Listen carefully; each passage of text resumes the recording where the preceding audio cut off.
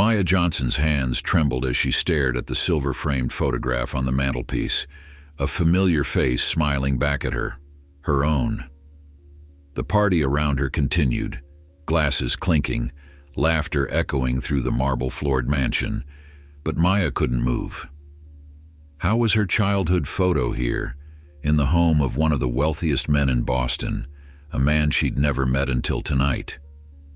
20 minutes earlier, she'd been just another server working the event, invisible to the guests who wore watches worth more than her annual salary. Now everything had changed. The truth was somewhere in this house, and Maya knew she wouldn't leave until she found it. The morning had started like any other at the Meridian, the upscale restaurant where Maya had worked for the past 3 years. The place catered to Boston's elite, old money families, tech entrepreneurs, and the occasional celebrity passing through town. Maya had learned to navigate this world with practiced ease, perfecting the art of being present without being noticed. "Johnson, you're on the Harrington event tonight," Marcus, the floor manager, announced as Maya tied her apron. His voice carried the usual blend of authority and indifference that had become his trademark. Maya paused. "Harrington? Richard Harrington?" The name was familiar to anyone in Boston. The man's face appeared on billboards and in newspaper business sections regularly, his tech company having transformed him from a college dropout to a billionaire in less than a decade. "Unless you know another Harrington with a $20 million estate in Beacon Hill," Marcus replied, not looking up from his clipboard. "Private dinner party, 8 guests. Starts at 7, which means you need to be there by 5 for setup." Alicia, another waitress who had been adjusting her uniform nearby, shot Maya an envious look. "How'd you score that gig? Those Harrington parties are legendary. The tips alone could cover a month's rent." Maya shrugged, trying to appear nonchalant even as excitement bubbled inside her. "Just lucky, I guess." But she knew it wasn't luck.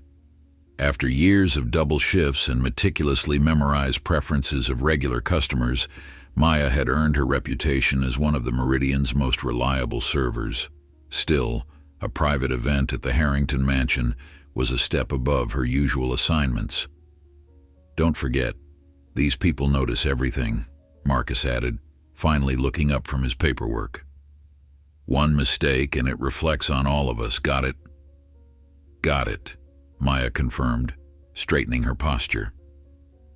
At 28, she'd spent over a decade in food service, working her way from a fast food counter to one of Boston's most exclusive establishments. She knew how to be flawless, how to anticipate needs before they were voiced, how to blend into the background until needed, and most importantly, how to keep her face neutral no matter what was said in her presence. The rest of her shift passed in a blur of preparations. By 4:30, Maya was in an Uber heading toward Beacon Hill, mentally rehearsing the evening ahead.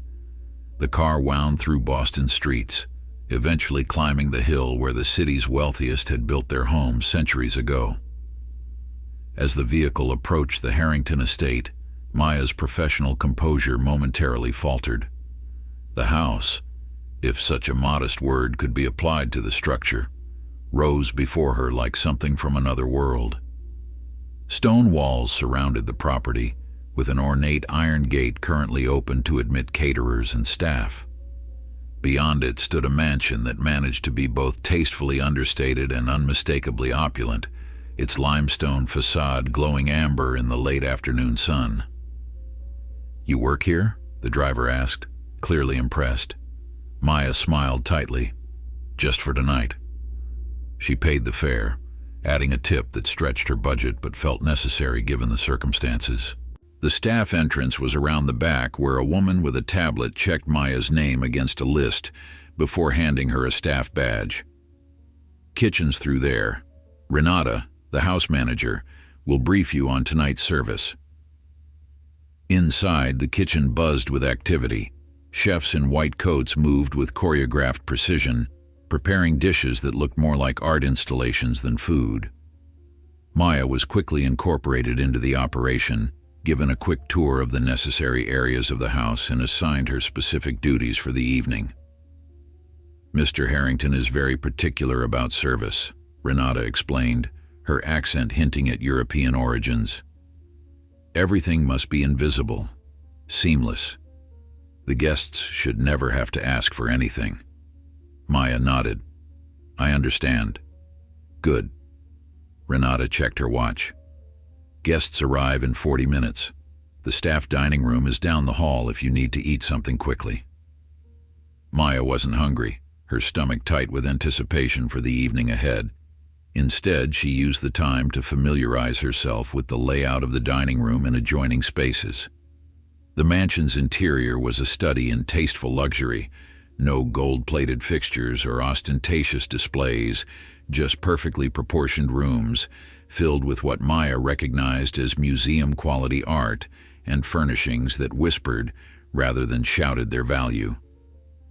In the main living room, she found herself pausing before a large abstract painting, its swirls of blue and gold creating a sense of depth that seemed to pull her in. "That's a Klein," a male voice said from behind her. Maya spun around, embarrassed to be caught admiring the decor instead of preparing for service. A man stood in the doorway, tall, with silver-streaked dark hair and the confident posture of someone accustomed to being in charge. Richard Harrington himself. "I'm sorry, sir, I was just—" she began. He waved away her apology. "No need. Art is meant to be looked at." He approached, standing beside her to gaze at the painting. "Do you like it?" The question caught Maya off guard. In her experience, employers this wealthy rarely asked for her opinion on anything, let alone valuable artwork. "It's captivating," she answered honestly, "like looking into another dimension." Something flickered across his face, surprise perhaps, or approval. "That's exactly what I thought when I first saw it." He studied her for a moment. "You're new. One of the servers for tonight?" "Yes, sir. Maya Johnson from the Meridian." "Ah, Marcus's team. Excellent." He nodded, then checked his watch. "Well, I should let you get back to work. My guests will be arriving soon." He turned to leave, then paused. "You know, not many people really see art anymore. They look, but they don't see." With that cryptic comment, he disappeared down the hallway, leaving Maya to wonder about the strange encounter. There was no time to dwell on it, though. Within the hour, the first guests arrived, and Maya slipped into the practiced rhythm of high-end service, appearing with filled glasses before empty ones could be set down, removing plates with silent efficiency, anticipating needs before they could be expressed. The dinner party consisted of Richard Harrington and 7 guests, a mix of business associates and friends, judging by the conversation. Maya recognized a tech CEO whose photo often appeared in business magazines and a woman she thought might be a state senator. The others were unfamiliar, but all carried themselves with the easy confidence of the extremely wealthy. As the evening progressed, Maya found herself increasingly curious about her host. Richard Harrington wasn't what she had expected. Unlike many of the wealthy patrons she'd served over the years, he listened more than he spoke, asked questions that seemed genuinely interested in the answers, and treated the staff with a basic courtesy that was surprisingly rare in such settings. After dinner, the party moved to the living room for drinks. Maya circulated with a tray of dessert wines, keeping glasses filled while remaining as unobtrusive as possible. The conversation had turned to politics, always a dangerous subject, even among friends, and she was careful to keep her expression neutral as voices grew louder and opinions more pointed. It was during this circuit of the room that she first noticed the photographs. They lined the mantelpiece above a fireplace that looked large enough to roast an entire deer, silver frames of various sizes containing snapshots of what appeared to be family moments. An unusual choice for the main entertaining space in such a grand home, but somehow fitting with the personal touches she'd noticed throughout the evening. Maya was refilling a glass when her eyes caught on one particular frame, and her hand froze mid-pour. Careful, the guest murmured as wine nearly overflowed the glass. I'm sorry, Maya whispered, quickly righting the bottle. She finished serving, then moved away, trying to calm her suddenly racing heart. It couldn't be. She was mistaken. It had to be someone else. But as soon as she could do so without drawing attention, Maya drifted toward the fireplace, pretending to collect an empty glass while stealing another glance at the photograph that had shaken her composure. The picture showed a young black girl, perhaps 6 or 7 years old, sitting on a park bench with an ice cream cone, her face lit with joy. A rainbow-colored hair clip held back her braids, a clip Maya remembered with perfect clarity because it had been her favorite, a gift from her mother for her 6th birthday. Maya stared, unable to look away. It was her, unmistakably her. A childhood photo she recognized from her mother's old album, now sitting in a silver frame on a Millionaire'S mantelpiece. The room seemed to tilt around her as questions flooded her mind. How? Why would Richard Harrington have her photograph? Did he know her family? Was there some connection she'd never been told about? Is everything all right? Maya startled, nearly dropping the empty glass in her hand. Renata, the house manager, was watching her with a concerned expression. Yes, sorry, Maya managed, forcing her professional mask back into place, just a little tired. Take 5 minutes if you need to, Renata said, not unkindly, but then we need to start clearing the dessert plates. Maya nodded gratefully and slipped out of the room, finding her way to a small powder room where she could collect herself. She stared at her reflection in the ornate mirror, trying to make sense of what she'd seen. There was no mistake. The photo was hers. But how it had come to be displayed in Richard Harrington's home was a mystery that made her head spin. As she splashed cold water on her face, Maya made a decision. She couldn't leave without knowing. Whatever connection existed between her past and this house, she needed to understand it. Even if it meant risking her job, even if it meant confronting one of the most powerful men in Boston, she would find the truth. Taking a deep breath, Maya straightened her uniform and returned to the party, her mind racing with possibilities as she moved through the evening's remaining duties with mechanical precision. All the while, her eyes kept returning to that silver frame, to the image of herself from a time she barely remembered, sitting in plain sight in a stranger's home. The truth was, somewhere in this house, and Maya wouldn't leave until she found it. The party was winding down. 3 guests had already departed, calling for their drivers with casual commands into sleek smartphones. The remaining 4 were gathered in a tight circle of conversation, their voices a low murmur beneath the soft classical music playing from hidden speakers. Maya moved through the space with practiced efficiency, collecting abandoned glasses and dessert plates, all while her mind raced with questions about the photograph. Each time she passed the mantelpiece, her eyes were drawn to it, that undeniable image of herself as a child. The rainbow clip, the park bench she recognized as being from Franklin Park, where her mother used to take her on Sundays after church, even the particular pattern of her dress, a blue gingham her grandmother had sewn for her birthday that same year. There was no mistake. It was her. "More coffee for anyone?" she asked, approaching the remaining guests with a silver pot. Her voice was steady, betraying none of the turmoil beneath her professional veneer. "No, thank you," said one woman, barely glancing at Maya. "Richard, you were saying about the Singapore expansion?" Richard Harrington nodded, but his eyes lingered on Maya for a moment longer than necessary, a slight furrow in his brow. Had he noticed her interest in the photographs? Did he recognize her? Maya turned away, heart pounding. In the kitchen, Renata was directing the cleanup with brisk efficiency. "Johnson, once you've finished with the coffee service, help Miguel with packing up the unused glassware." She checked her tablet. "Mr. Harrington wants everything cleared by midnight." "Of course." Maya replied, setting down the coffee pot. She hesitated, then added, "Renata, those photographs in the living room, they seem very personal for such a formal space." Renata glanced up, her expression softening slightly. "Mr. Harrington is different from many wealthy clients. His home actually looks lived in." She shrugged. "Family is important to him." Family. The word echoed in Maya's mind as she returned to the living room. Whose family was she seeing on that mantelpiece? And how did she fit into the picture, literally? As she collected the last few glasses, Maya found herself alone in the room with Richard Harrington. The final guests had moved to the foyer, gathering coats and exchanging farewells.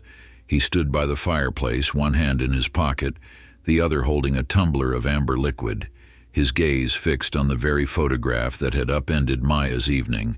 Now was her chance, perhaps her only chance. She could ask him directly. But what would she say? How could she explain why she was questioning him about a personal photograph without sounding accusatory or worse, deranged? She might lose her job, might even be blacklisted from service work in Boston's elite circles. And yet, how could she walk away without knowing? Before she could decide, he turned to her. "You've been looking at these photos all night," he said, his tone curious rather than confrontational. Maya froze, a half-filled tray in her hands. "I'm sorry, sir. I didn't mean to—" "No need to apologize," he interrupted, waving her concern away. "I'm just wondering why." She swallowed hard, weighing her options in a split second. The truth felt too bizarre, too accusatory. "They're beautiful frames," she offered lamely. He smiled, a small, knowing curve of his lips. "The frames. I see." He turned back to the mantelpiece, lifting the silver frame that held her image. "This one in particular seemed to catch your attention." Maya's throat went dry. "It's just the little girl. She looks happy." "She was," he said softly, studying the photo with what looked like genuine affection. "This was taken at Franklin Park, about 20 years ago." 20 years ago. Maya would have been exactly the age of the child in the photograph. The coincidence was too precise to be a coincidence at all. "Sir," she began, setting down her tray with hands that threatened to tremble, "may I ask, who is she?" Richard looked at her then, really looked at her, his eyes searching her face as if seeing her clearly for the first time. "Someone very important," he said finally. "Someone I've been looking for a very long time." The weight of his gaze made Maya's skin prickle. Was it possible he recognized her? That he knew exactly who she was and what that photograph meant? Before she could find her voice again, the door opened and Renata appeared. "Mr. Harrington, your last guests are leaving." He nodded, setting the frame back in its place. "Thank you, Renata." Then, to Maya, "We'll continue this conversation another time, Ms. Johnson." With that, he walked away, leaving Maya staring after him, the unanswered questions almost a physical pressure in her chest. She turned back to the photograph, fighting the urge to take it, to run with this piece of evidence that connected her to this house, to this man. "Johnson, we need to finish up," Renata called from the doorway. Maya nodded, gathering her tray and taking one last look at the image of herself. A child without knowledge of the future that awaited her. A child who had no idea her photograph would one day sit in a billionaire's home. As she helped with the final cleanup, Maya's mind raced through her childhood memories, searching for any connection to Richard Harrington or his world.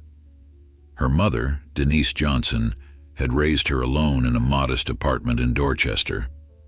They hadn't been poor exactly, but they'd been far from wealthy. Her mother had worked as a nurse at Boston Medical Center, practical, hardworking, fiercely independent. There had never been any mention of wealthy connections or mysterious benefactors. By the time the catering team packed up to leave, it was past midnight. Maya's muscles ached from hours of carrying trays and standing at attention, but her mind was too wired for fatigue. "Good job tonight," Renata said, handing Maya an envelope with her payment for the evening. Mr. Harrington was pleased with the service. Maya accepted the envelope, suddenly struck by an idea. "Will there be other events soon? I'd be happy to come back." Renata consulted her tablet. "As a matter of fact, Mr. Harrington is hosting a charity reception next Friday. I could request you specifically if you're available." "I am," Maya said quickly. Too quickly, perhaps, given Renata's raised eyebrow. "I mean, I enjoyed working here. The house is beautiful." "I'll put in the request," Renata said with a nod. "Good night, Ms. Johnson." Outside, the other servers were climbing into waiting Ubers or heading toward the tea station. Maya declined offers to share rides, needing the solitude to process everything that had happened. Instead, she began walking down the hill, the cool night air clearing her head as Boston spread out below her, a carpet of twinkling lights. Her apartment was too far to walk to, but she needed the movement, the physical action to match the churning of her thoughts. How had her childhood photo ended up in Richard Harrington's home? And what had he meant about looking for someone for a long time? The most obvious explanation seemed impossible, that he was somehow related to her, a secret relative she'd never known about. But why would such a connection have remained hidden all these years? By the time Maya finally hailed a cab, she had resolved to learn everything she could about Richard Harrington before the charity reception the following week. Knowledge was power, and right now, she felt powerless in the face of this mystery. The next morning, Maya called in sick to the Meridian for the first time in over a year. Her modest apartment in Jamaica Plain, a third-floor walk-up she shared with a roommate who worked nights as a bartender, became her research headquarters. With her laptop open on the kitchen table, she began digging into Richard Harrington's life. The basic facts were easy to find. Born in Boston to upper-middle-class parents, educated at Phillips Exeter Academy and then MIT, where he had dropped out in his junior year to launch his first tech company. That venture had been moderately successful and was eventually acquired by a larger firm, giving him the capital to start Harrington Innovations, the company that had made him a billionaire.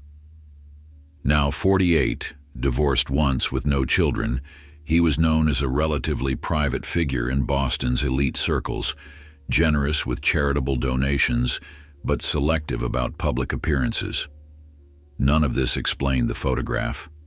Maya dug deeper, looking for any connection to her own family, any overlap in their histories.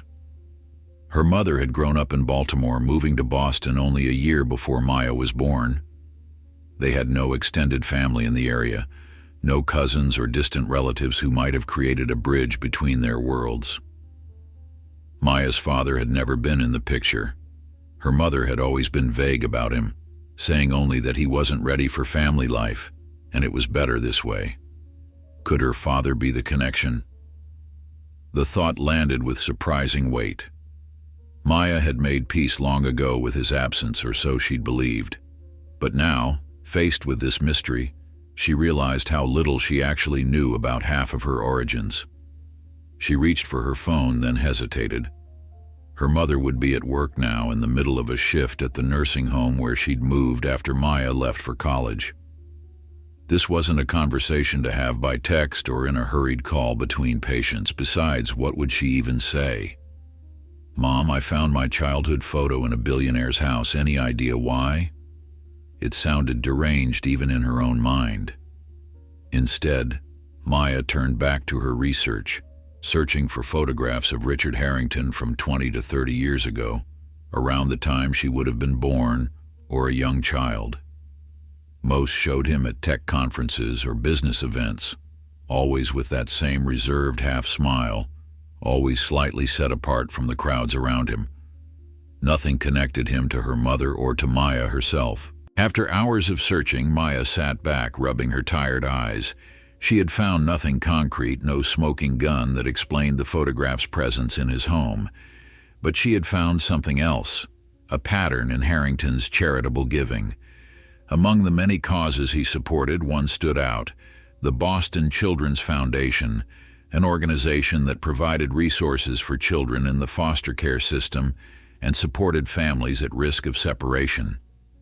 Not only did Harrington donate substantial sums to the foundation each year, but he also served on its board and regularly hosted fundraisers for the cause. In fact, the charity reception Renata had mentioned was likely for this very organization. Maya stared at the foundation's website, a new theory forming in her mind.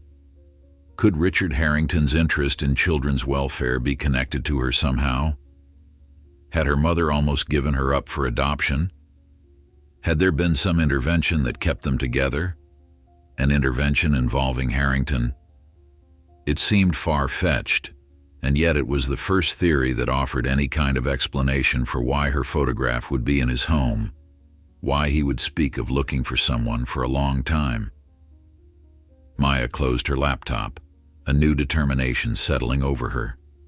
The charity reception was 5 days away. She would go back to the Harrington mansion, not just as a server this time, but as an investigator. She would find a way to speak with Richard Harrington alone, to ask him directly about the photograph. And this time, she wouldn't let him evade her questions. As she prepared for bed that night, Maya found herself opening the old photo album her mother had given her when she moved out. The familiar pages contained the story of her childhood: birthday parties, school events, summer vacations taken on a nurse's modest salary. She turned to the page where she knew the original of the Franklin Park photo should be. It was missing. The small square of lighter paper where it had once been pasted was visible, but the photograph itself was gone. Maya stared at the empty space, a chill running down her spine. She had never removed it, which meant someone else had. The mystery was deeper than she had imagined, and for the first time Maya felt a flicker of fear beneath her curiosity. What truth was waiting for her in that mansion on the hill? And was she ready to face it? The missing photograph haunted Maya for days. At work, she moved through her shifts in a daze, earning concerned glances from coworkers and a warning from Marcus about her distraction. At home, she found herself returning again and again to the photo album, staring at the empty space as if it might suddenly reveal its secrets. By Thursday evening, she couldn't wait any longer. Her mother deserved a warning before Maya potentially upended both their lives with whatever truth she uncovered at the charity reception. The nursing home where Denise Johnson worked was in Roxbury, a 40-minute bus ride from Maya's apartment. The brick building was clean but institutional, its lobby scented with the unmistakable mixture of disinfectant and cafeteria food. At the front desk, a receptionist with tired eyes directed Maya to the staff break room. "She's just starting her dinner break," the woman said. "Down the hall, third door on the left." Maya found her mother alone in the small room, a microwaved meal steaming on the table before her. At 53, Denise Johnson still carried herself with the same quiet dignity Maya had admired all her life. Her scrubs were crisp despite the long shift, her braids gathered in a neat bun at the nape of her neck. When she looked up and saw Maya, surprise and pleasure transformed her face. "Baby, what are you doing here?" She stood to embrace her daughter. "Is everything all right?" Maya hugged her tightly, suddenly overwhelmed by the familiar scent of her mother's cocoa butter lotion and the steady strength of her arms. "Just wanted to see you," she said, pulling back with a smile that felt forced. "It's been a while." Denise gestured to the chair across from her. Sit. I've got 30 minutes before I need to get back to Mrs. Abernathy. That woman will press her call button the minute my break ends, I swear." She studied Maya's face. "You look tired, baby. Working too hard again?" "Not more than usual," Maya replied, settling into the plastic chair. The break room was Spartan: beige walls, a humming vending machine, a bulletin board covered with staff notices and faded motivational posters. "How are you?" How's the new supervisor working out? They chatted about work for a few minutes, the familiar rhythm of their conversation a comfort despite the tension coiled inside Maya. Finally, when the small talk had run its course, she took a deep breath. Mom, I need to ask you something about when I was little. Denise's fork paused halfway to her mouth. Something flickered in her eyes, caution perhaps, or concern. What about it? Maya hesitated, then decided on a direct approach. The photo of me at Franklin Park, with the rainbow clip and the ice cream cone, the one that used to be in our album. What happened to it? Her mother's face remained carefully neutral. That old thing? I don't know, baby. Those albums are falling apart. Pictures get loose, fall out. This one didn't fall out, Maya said gently. It was removed, and I found it somewhere unexpected. Now Denise set down her fork entirely, her shoulders tensing. What are you talking about? Where did you find it? At Richard Harrington's house, Maya said, watching her mother's face carefully. In a silver frame on his mantelpiece. The color drained from Denise's face, her lips parting in shock. For several seconds she said nothing, and in her silence Maya found the confirmation she'd been dreading.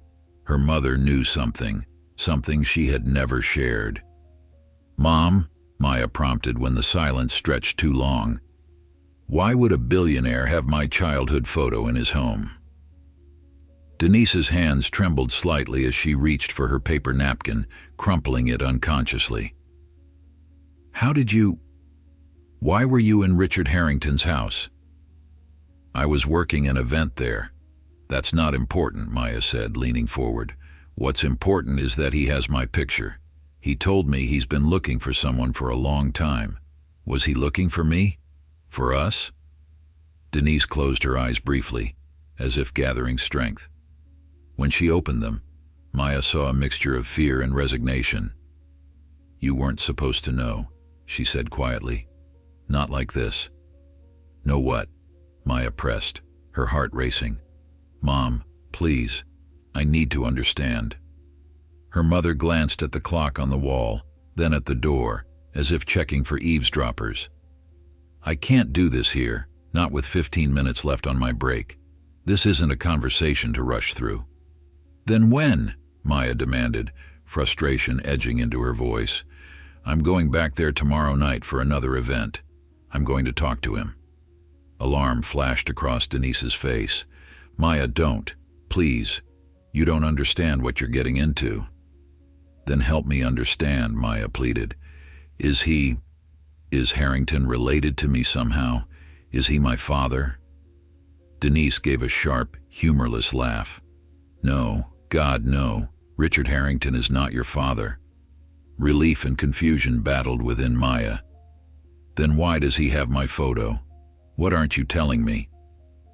The door to the break room swung open, and a nurse stuck her head in. Denise, sorry to interrupt, but Mrs. Abernathy is asking for you. Says it's urgent. It always is, Denise muttered, but she was already standing, gathering the remains of her dinner. To Maya, she said, Sunday. Come to the house for dinner on Sunday, and I'll tell you everything, but please, baby, don't go back to that mansion until we've talked. Maya stood too, frustrated by the interruption. Mom, I need to know. Sunday, Denise repeated firmly. I promise I'll explain then. She embraced Maya quickly, whispering in her ear, Just be careful. That world isn't what it seems. Then she was gone, hurrying down the hall to attend to her patient. Maya left the nursing home with more questions than answers. Her mother's reaction had confirmed that there was indeed a connection between their family and Richard Harrington, but the nature of that connection remained obscure. And now she had to decide, respect her mother's request and wait until Sunday or return to the mansion tomorrow night as planned. By the time Friday evening arrived, Maya had made her choice. She reported to the Meridian at 4, changed into her server's uniform, and boarded the catering van heading for Beacon Hill. Whatever her mother feared, Maya needed answers sooner rather than later. Besides, she reasoned, she would just be doing her job, serving at the event, observing, perhaps asking a careful question or two if the opportunity arose. No confrontations, no accusations. The Harrington mansion was transformed for the charity reception. Where the previous dinner party had been intimate, this was a full-scale social event. Caterers and florists had been working since morning, turning the formal living and dining rooms into an elegant reception space. White roses and hydrangeas adorned every surface, their subtle fragrance mingling with the scent of beeswax candles. String lights had been draped across the garden terrace, creating a magical atmosphere against the deepening twilight. Maya was assigned to pass canapes during the cocktail hour, which gave her the freedom to circulate throughout the main floor. As she balanced her silver tray of delicate hors d'oeuvres, she scanned the growing crowd for Richard Harrington. The guest list for this event was much larger, at least 100 people, all dressed in the understated elegance that characterized old Boston money, women in simple but exquisitely cut dresses, men in suits that looked like they'd been born in them rather than purchased. She spotted him finally in the center of the grand foyer, greeting guests as they arrived. He looked different tonight, more formal in a perfectly tailored tuxedo, his silver-streaked hair smoothed back, his smile practiced as he shook hands and accepted air kisses. This was Richard Harrington, the public figure, not the contemplative man who had studied her photograph with such intensity.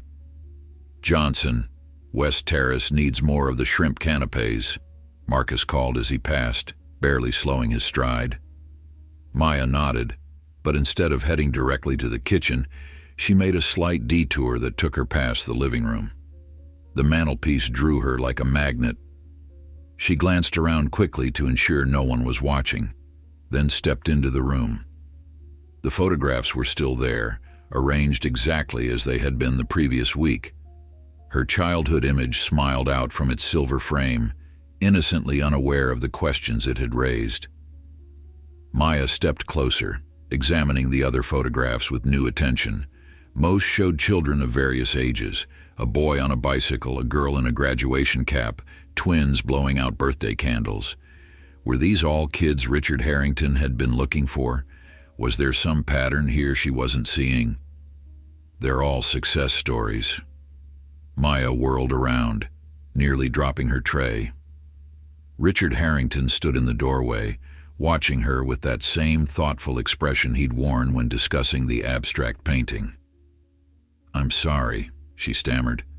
"I was just curious," he finished for her. "I understand, and I don't blame you." He stepped into the room, closing the distance between them with measured strides. These children were all helped by the Boston Children's Foundation.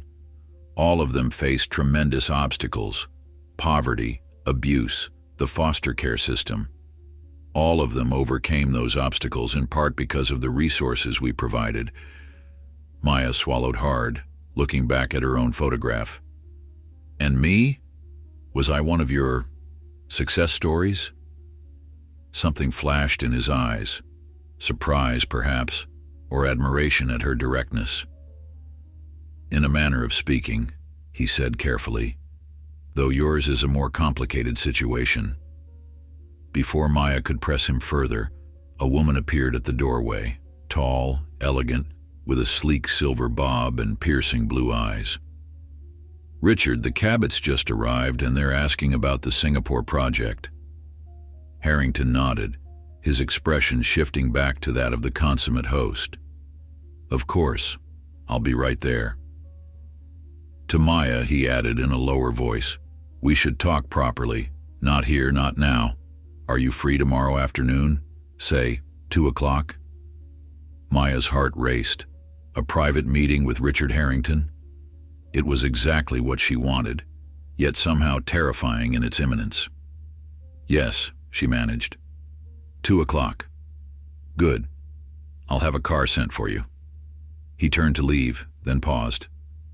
"And Maya, your mother doesn't need to know about this." "Not yet." A chill ran down Maya's spine. "How do you know about my mother?"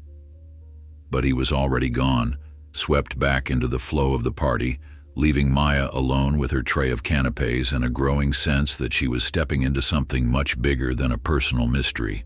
The rest of the evening passed in a blur.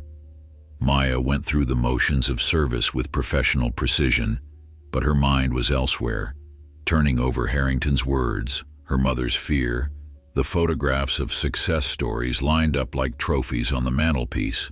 Several times throughout the night she felt Richard Harrington's gaze on her from across the room, thoughtful and assessing. And several times she noticed the silver-haired woman watching her too, her expression much less benign, calculating, almost suspicious. As the event wound down and guests began to depart, Maya found herself in the kitchen, helping to pack up unused glassware. Renata approached, tablet in hand as always. "Mr. Harrington asked me to give you this," she said, handing Maya a small envelope. Inside was a business card with a handwritten note on the back. 1212 Commonwealth Avenue, Apartment 5B. The car will collect you at 1:30. Below that was a phone number and the initials RH. Maya slipped the card into her pocket, feeling as though she'd just accepted some sort of secret mission. Whatever tomorrow's meeting held, she was now committed to seeing it through, despite her mother's warnings. As she left the mansion that night, Maya cast one last look back at the imposing structure. Somewhere within those walls was the truth about her past, a truth Richard Harrington knew and her mother feared. By tomorrow afternoon, Maya would know it too, for better or worse. What she didn't realize as she descended the hill toward the waiting staff van was that she was being watched. From an upstairs window, the silver-haired woman observed her departure, a cell phone pressed to her ear. "She's leaving now," the woman said quietly. "Yes, I'm certain it's her. Richard has made contact." She listened for a moment, then added, "No, I don't think she knows the full story yet, but she will soon. We need to be prepared for what comes next." Saturday morning arrived with a weight of anticipation that made Maya's usual routine feel surreal. She moved through her apartment in a daze, making coffee, scrolling mindlessly through her phone, all while the hours ticked down to her meeting with Richard Harrington. Her roommate Zoe emerged from her bedroom around 11, hair tousled from her late bartending shift. She found Maya sitting at their small kitchen table, staring into a mug of coffee that had long gone cold. "Earth to Maya," Zoe said, waving a hand in front of her face. "You okay? You look like you've seen a ghost." Maya blinked, focusing on her friend. "Sorry, just distracted." Clearly. Zoe poured herself a cup of coffee and leaned against the counter. "What's up? Bad shift last night?" For a moment, Maya considered telling Zoe everything: the photograph, her mother's reaction, the mysterious meeting ahead. But the words caught in her throat. How could she explain something she didn't understand herself? "Just work stuff," she said finally. "And I'm meeting someone important today." Zoe raised an eyebrow. "Important how? Like job interview important or hot date important?" Maya laughed despite herself. "Neither. It's complicated." "Complicated is my middle name," Zoe replied with a grin. "Try me." Maya hesitated, then offered a partial truth. "Remember that private event I worked at Richard Harrington's mansion last week? He wants to talk to me about something." Zoe's eyes widened. "Richard Harrington? The tech billionaire? Holy shit, Maya. That's major. What does he want?" "That's what I'm going to find out," Maya said, standing to rinse her mug in the sink. "A car is picking me up at 1:30. "A car?" Zoe looked impressed. "Fancy. Want me to help you pick an outfit? This sounds like a dress to intimidate situation." Maya hadn't even thought about what to wear. Her wardrobe consisted mostly of practical clothes for work, a few casual outfits for her rare days off, and exactly one nice dress for special occasions. None of it seemed appropriate for meeting a billionaire on his turf. "Actually, that would be great," she admitted. The next 2 hours were a welcome distraction as Zoe helped Maya prepare. They settled on dark jeans, a crisp white button-down shirt borrowed from Zoe's closet, and Maya's one pair of decent boots. Her hair, usually pulled back for work, was left down, the natural curls framing her face. "Simple but powerful," Zoe declared, stepping back to assess the result. "You look like you're not trying too hard but still mean business." At 1:15, Maya's phone buzzed with a text message from an unknown number. "Car arriving in 15 minutes." The reality of what she was about to do hit her suddenly. "Zoe, what am I doing?" she asked, her voice tight with anxiety. "This man is one of the richest people in Boston, and I'm going to what? Demand he explain why he has my childhood photo." Zoe placed her hands on Maya's shoulders. "Yes, that's exactly what you're going to do. Because you deserve answers, and from what you've told me, he wants to give them to you. Otherwise, why invite you?" Maya nodded, trying to draw strength from her friend's confidence. "You're right. I can do this." "Hell yes, you can," Zoe agreed. "And I want every detail when you get back. Every single detail." The car that arrived was not the ostentatious limousine Maya had half expected, but a sleek black sedan with tinted windows. The driver, a middle-aged man in a simple suit, opened the door for her with professional courtesy. "Ms. Johnson, Mr. Harrington is expecting you." The drive across Boston was silent, giving Maya too much time to second-guess herself. She watched the city roll by outside the window, from her modest Jamaica Plain neighborhood to the increasingly upscale streets of Back Bay. When they pulled up in front of an elegant brownstone on Commonwealth Avenue, Maya was surprised. This wasn't the mansion on Beacon Hill. "We've arrived, Ms. Johnson," the driver announced, coming around to open her door. "Apartment 5B, Mr. Harrington is already inside." The building's lobby was all marble and brass, with a uniformed doorman who nodded to Maya as if she were expected. The elevator, wood-paneled and operated by an actual lever rather than buttons, carried her smoothly to the 5th floor. Apartment 5B had no name on the door, just the number in polished brass. Maya took a deep breath, squared her shoulders, and knocked. Richard Harrington opened the door himself, dressed more casually than she had seen him before, dark slacks and a light blue sweater that softened his appearance. "Maya," he said with a genuine smile, "thank you for coming. Please come in." The apartment was spacious and airy, with high ceilings and large windows overlooking the tree-lined avenue below. The decor was minimalist but warm, comfortable furniture in neutral tones, abstract art on the walls, shelves lined with books. It felt lived in, personal in a way the mansion had not. "This is your home?" Maya asked, following him into a sunny living room. "One of them," he replied.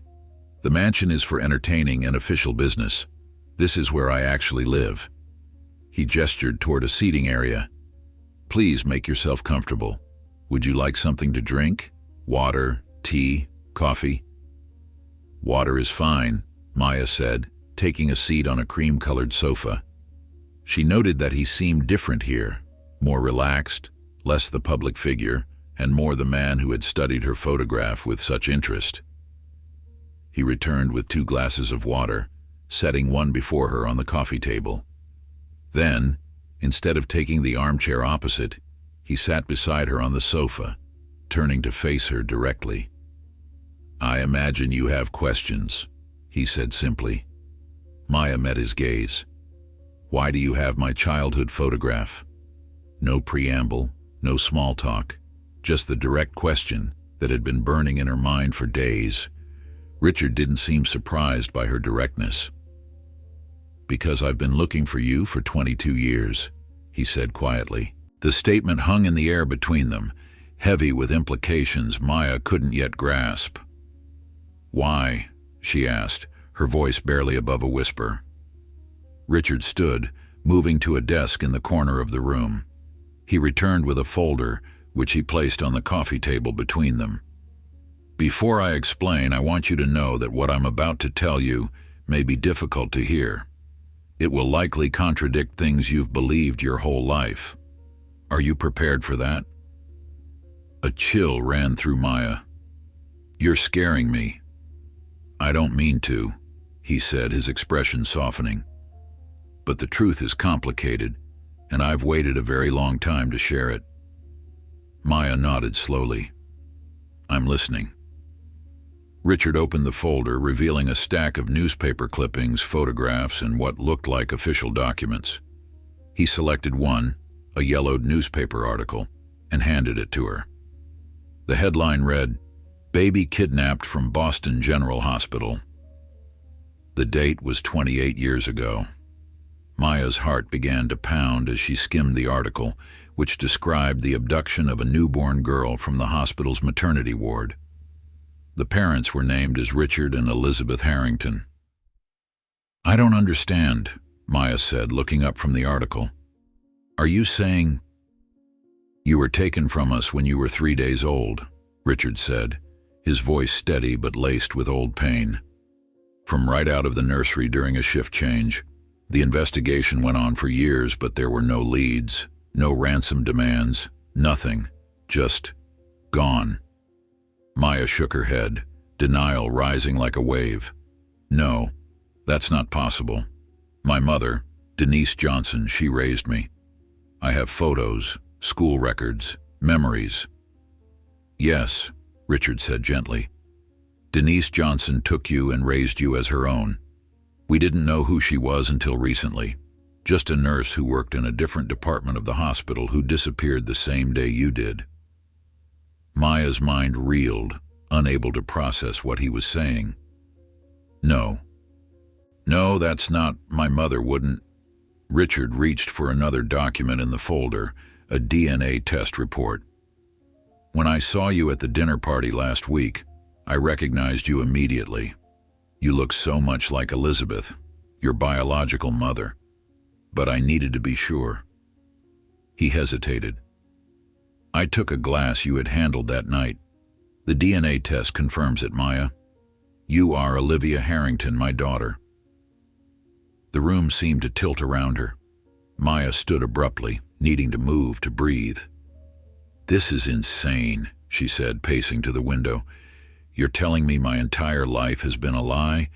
That my mother, the woman who raised me, who loved me, kidnapped me? That's impossible. Richard remained seated, watching her with a mixture of sympathy and restrained hope. I know this is overwhelming. I've had weeks to process it since I first recognized you at the Meridian. You've had minutes. Maya turned to face him. How did you even find me? Pure chance, he admitted. I never stopped looking, but after so many years, the trail was cold. Then 2 months ago, I hosted a charity gala at the Meridian. You weren't working that night, but Marcus mentioned a particularly skilled server named Maya when I complimented the service.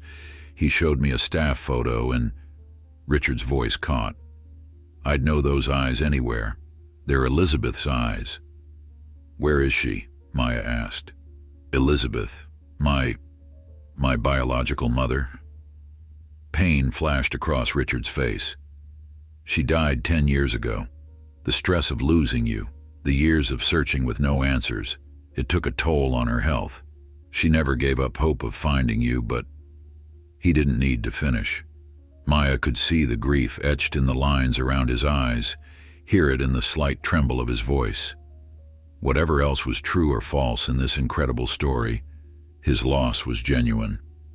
She sank back onto the sofa, her legs no longer able to support her. The evidence before her, the article, the DNA test, Richard's raw emotion was compelling, but it contradicted everything she had known, everything she had lived. If this is true, she said slowly, why didn't you confront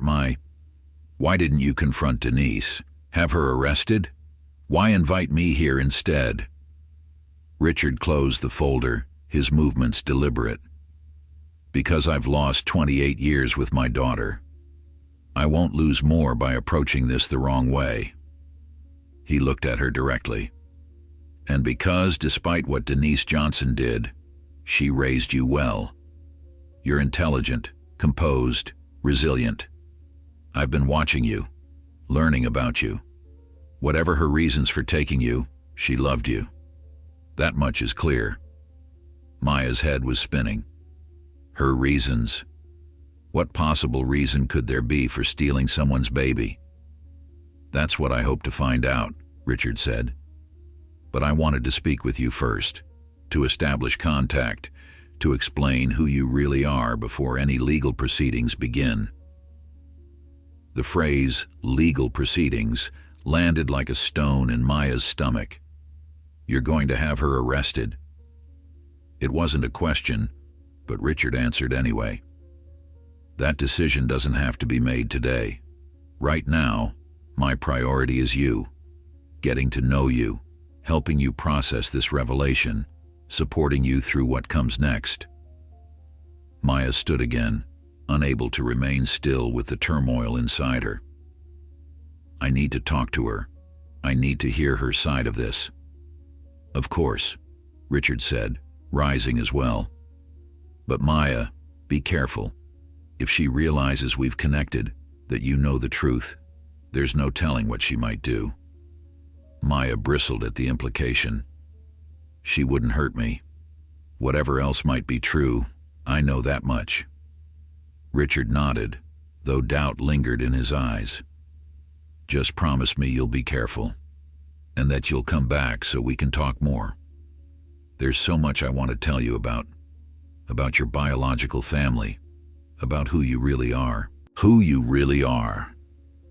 The words echoed in Maya's mind as she gathered her things, as Richard called for the car, as they exchanged phone numbers with the awkward formality of strangers who had just discovered they were father and daughter.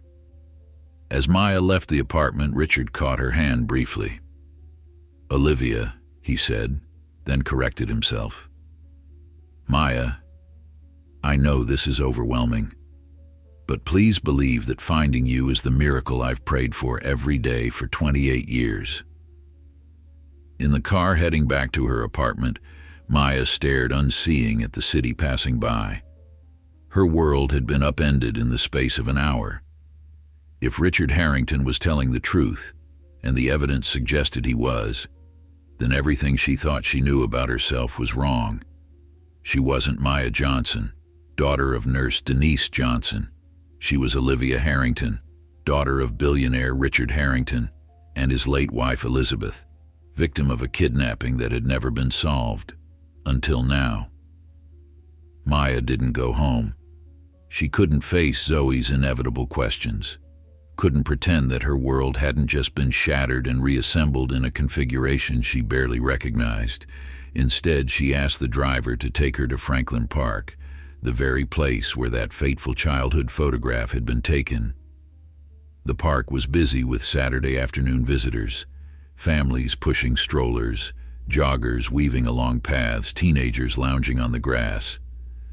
Maya found an empty bench and sat, staring at the ice cream stand where, according to the photograph, she had once sat with a rainbow clip in her hair and a stolen identity she knew nothing about. Olivia Harrington. The name felt foreign, belonging to a ghost child who had vanished 28 years ago. Maya Johnson was real. She had memories, experiences, a history written in report cards and birthday parties and skinned knees. How could both people exist in the same body? She pulled out her phone and typed Boston General Hospital baby kidnapping into the search bar. The results came immediately. Old news articles, retrospectives on famous unsolved crimes, even a true crime podcast episode dedicated to the case. The Harrington kidnapping had been major news, it seemed, though Maya had never heard of it before today. One article included a photo of Richard and Elizabeth Harrington at a press conference shortly after the abduction. They looked younger, devastated, hollow-eyed with grief as they pleaded for the return of their daughter. Elizabeth was beautiful, tall and willowy with the same deep brown eyes Maya saw in the mirror every day. The resemblance was undeniable. Another image showed the reward poster. $1 million for information leading to baby Olivia's return. The Harringtons had spared no expense, hired private investigators, kept the case alive in the media for years. They had never given up. While Denise Johnson had raised a stolen child in a modest apartment across town, the thought of her mother, the woman she had called mother her entire life, sent a surge of confused emotions through Maya. Anger, betrayal, disbelief, but also a stubborn, persistent love that refused to be extinguished by these revelations. She needed to hear Denise's side of the story. Not Sunday, not someday, but now. Maya called for a rideshare and directed it to her childhood home in Dorchester, a small, well-kept duplex where Denise had moved after Maya left for college. As the car navigated through Boston's neighborhoods, Maya tried to prepare herself for the confrontation ahead, but how could anyone prepare for such a conversation? Denise's car was in the driveway. She wasn't working today then. Maya paid the driver and stood on the sidewalk for a long moment, gathering her courage. Then she walked up the familiar path and used her key to unlock the front door. "Mom," she called, the word catching in her throat. Was she still allowed to use that term? "In the kitchen, baby," Denise called back. "You're early for Sunday dinner. Not that I'm complaining."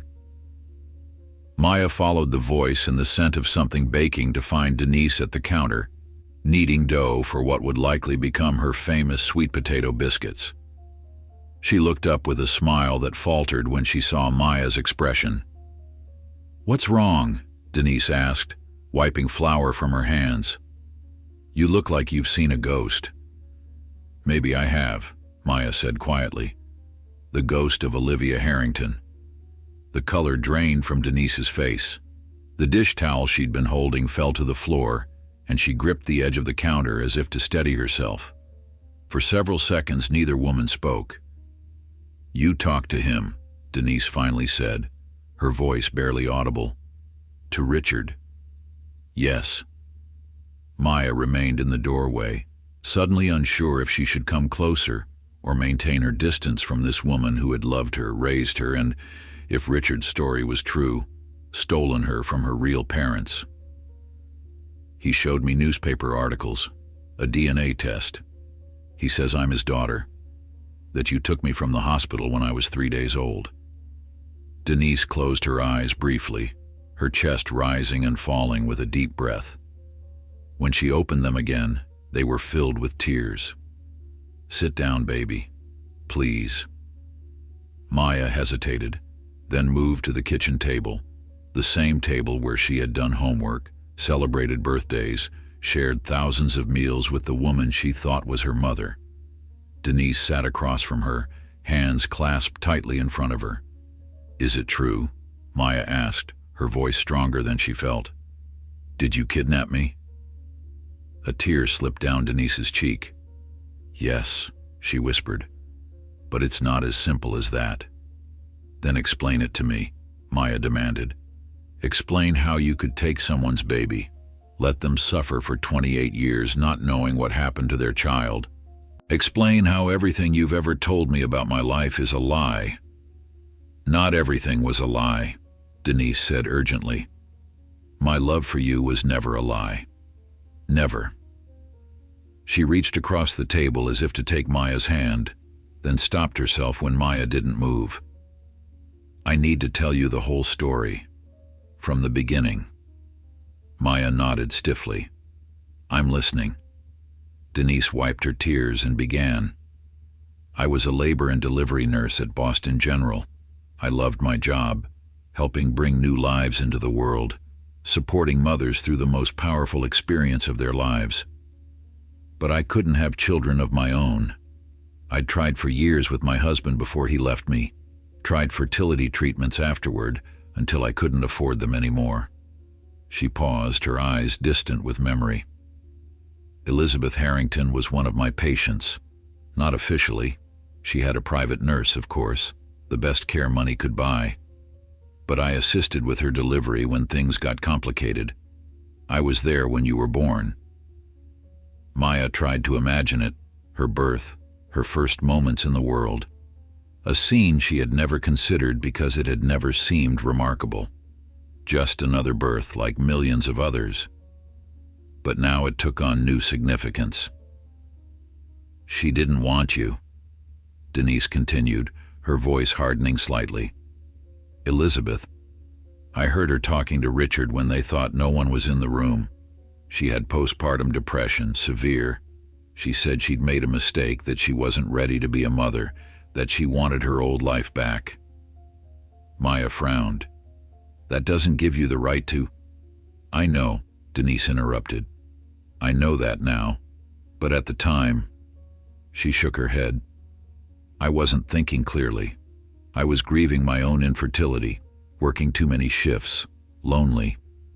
And here was this beautiful baby girl whose mother didn't seem to want her, while I was desperate for a child." "So you just took me?" Maya asked incredulously. "Just like that?" "No, not just like that," Denise insisted. "I watched for 3 days. Elizabeth didn't come to the nursery once, not once. Richard came, took photos, seemed excited, but she never came. And I convinced myself I was rescuing you, that I could give you a better life with a mother who wanted you desperately rather than one who resented your existence." Maya stood abruptly, unable to remain seated with the emotions coursing through her. "That wasn't your decision to make. Postpartum depression is common, treatable. She might have bonded with me later, gotten help." "I know," Denise said again, her voice small. "I've lived with that knowledge every day since. But by the time I realized what I'd really done, you were already Maya, already my daughter. I couldn't undo it without destroying both our lives." Maya paced the small kitchen, running her hands through her hair. "So you just kept going, year after year. You saw the news reports, the desperate parents searching for their child, and you said nothing." "I moved us to Baltimore for the first 5 years," Denise admitted. "Changed my name slightly. I was Denise Jackson before. Got a new nursing license. By the time we came back to Boston, the media coverage had died down. No one was looking for a 6-year-old black girl with a black mother. They were looking for a missing infant." The calculation of it all stunned Maya. "You planned it, all of it." "I protected you," Denise countered, rising as well. "I loved you. Every skinned knee I bandaged, every nightmare I soothed, every school play I attended. That was real, Maya. That was real motherhood. Built on a lie." Maya's voice rose. "What about my father? You always said he wasn't ready for a family, that he left before I was born." "There was no father," Denise said quietly. "That was a story to explain why it was just the two of us." Maya pressed her palms against her temples as if she could physically hold together her fracturing sense of self. "I don't even know who I am anymore." "You're Maya," Denise said fiercely. "No matter what name was on your original birth certificate, you've been Maya Johnson for 28 years. That's real." "And Olivia Harrington? Is she real too?" Maya challenged. "The daughter Richard and Elizabeth lost? The child they grieved for, searched for, never stopped loving?" Denise had no answer for that. She sank back into her chair, suddenly looking older than her years. "What are you going to do?" she asked finally. It was the question Maya had been asking herself since leaving Richard's apartment. What now? Report Denise to the police? Embrace her identity as Olivia Harrington and the wealth and privilege that came with it? Somehow try to bridge these two irreconcilable worlds? "I don't know," she admitted. "Richard says he wants to get to know me before any legal proceedings begin." Fear flashed across Denise's face. "Legal proceedings? You mean my arrest?" Her voice trembled. "I could go to prison, Maya." The thought of Denise, the woman who had packed her school lunches, taught her to drive, worked double shifts to pay for her college application fees in a prison cell was almost unimaginable, yet what she had done was objectively criminal, devastating, wrong. "I need time," Maya said, backing toward the door. "I need to think." "Maya, please." Denise stood, reaching for her. Don't leave like this. Let me—" "No," Maya interrupted, holding up a hand to stop her approach. I can't be here right now. I can't look at you and not see everything. The love and the lies, all mixed together." Denise's face crumpled. "Where will you go?" A bitter laugh escaped Maya's lips. "Apparently I have two homes now. The one that was stolen from me and the one that was built on that theft." She turned to leave, then paused at the doorway, unable to walk away without asking the question that burned most fiercely. "Did you ever regret it, taking me?" Denise met her gaze, tears streaming freely now. "I regretted causing them pain. I regretted the deception. But having you as my daughter? Never. Not for a single day." The answer held both comfort and pain. Maya nodded once, then walked out of the house where she had grown up, feeling like a stranger in her own skin. On the sidewalk outside, she pulled out her phone and hesitated. Then she made the call. "Richard, it's Maya. I spoke with Denise." A pause as she listened to his response. "No, I'm okay. But I need a place to stay tonight. I can't go home. Not to either home." As she waited for the car he immediately offered to send, Maya looked back at the modest house where she had been raised. Through the window she could see Denise sitting at the kitchen table, head in her hands, shoulders shaking with sobs.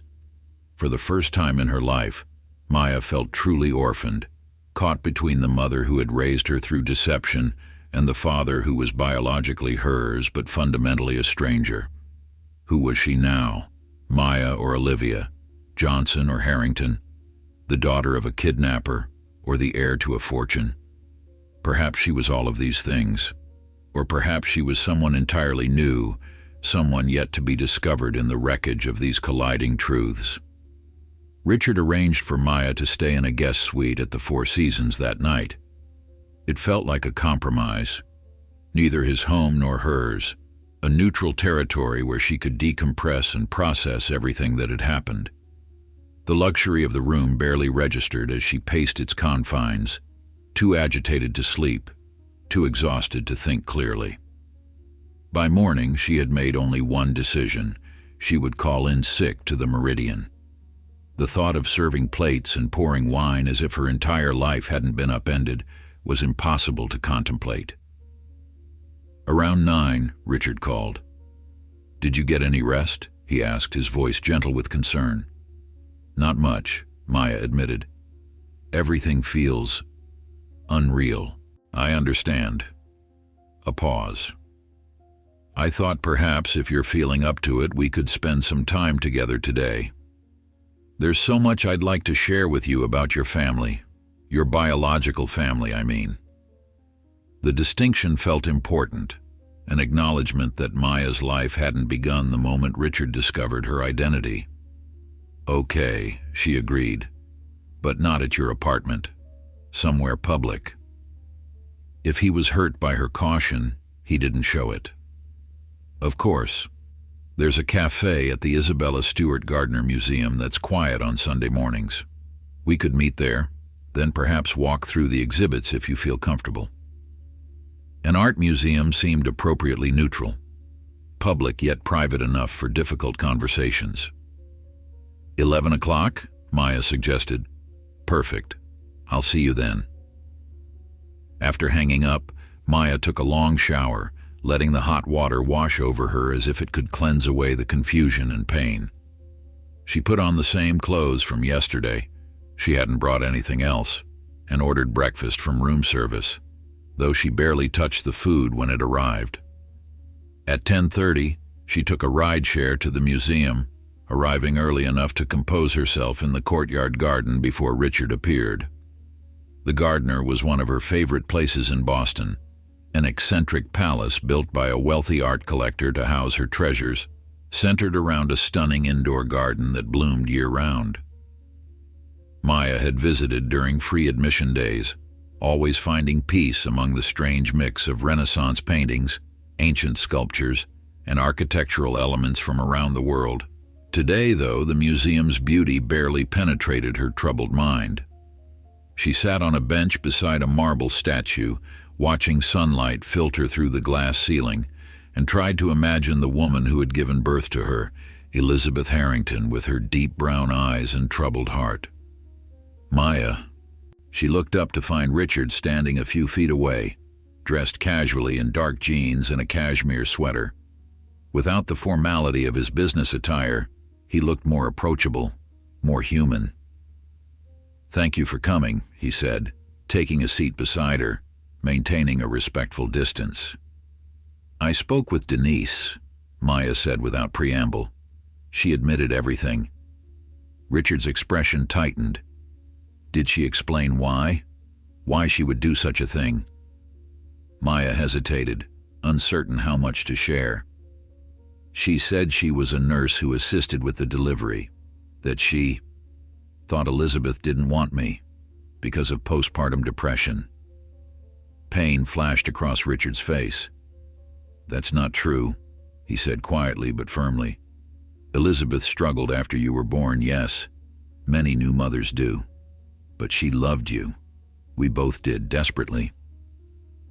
Denise said she overheard Elizabeth saying she'd made a mistake, that she wasn't ready to be a mother. Richard closed his eyes briefly. There was one difficult night.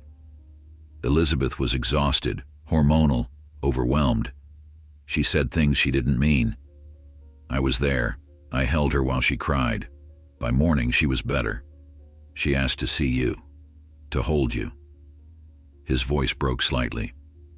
But by then, you were gone. The cafe was opening its doors, and Richard suggested they continue their conversation there. They found a quiet table in the corner, ordered coffee and pastries neither of them would eat, and Richard took a leather portfolio from his bag. "I brought some things I thought you might want to see," he said, opening the folder. "Photos, documents, mementos of the family you never got to know." The first image was a wedding photo, Richard and Elizabeth, younger and radiant with happiness. Elizabeth was stunning, tall and elegant with warm brown skin and a smile that transformed her face. Maya found herself staring at the woman's features, searching for her own reflection. "She was beautiful," Maya said softly. "Yes, and brilliant. She was an architectural engineer, designed structures that were both functional and beautiful." Richard's voice was tender with memory. "When we met, I was just starting my first company. She had more education, more professional success than I did. Everyone thought she was marrying beneath her." Maya looked up, surprised.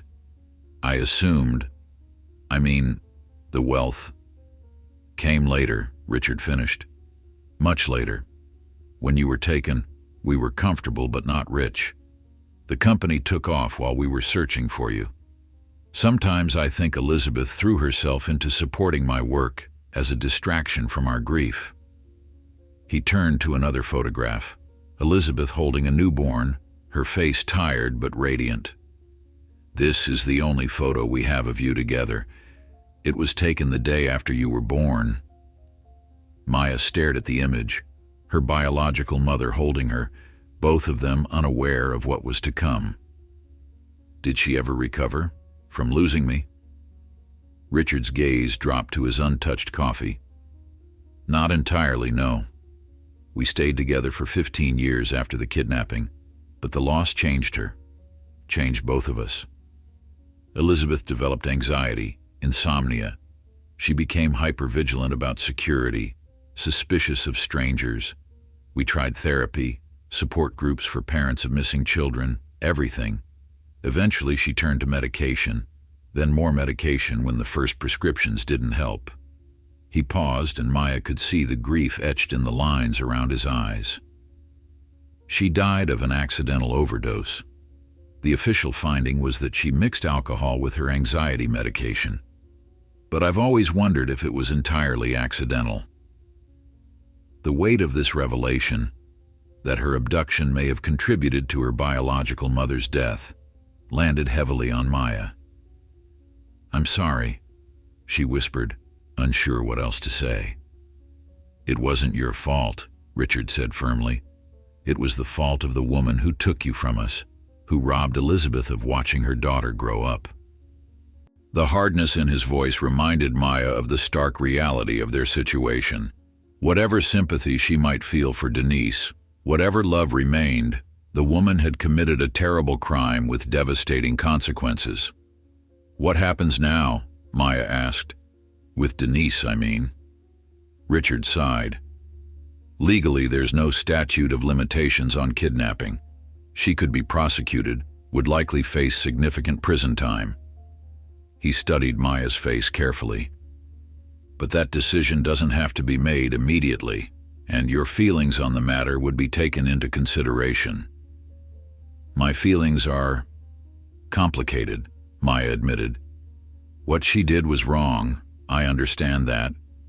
But she did raise me, love me, provide for me. The thought of her in prison... I understand, Richard said, though his expression suggested he didn't, not really. How could he? To him, Denise Johnson was only the criminal who had stolen his child and contributed to his wife's destruction. They moved on to other photographs. Richard's parents, Maya's grandparents, who had died never knowing what happened to their granddaughter. Elizabeth's brother, Maya's uncle David, who lived in Chicago with his family. Childhood photos of Elizabeth growing up in Detroit, the daughter of a doctor and a professor. Your biological family has a rich history, Richard said. On both sides. My parents were educators. My father taught history at Boston University.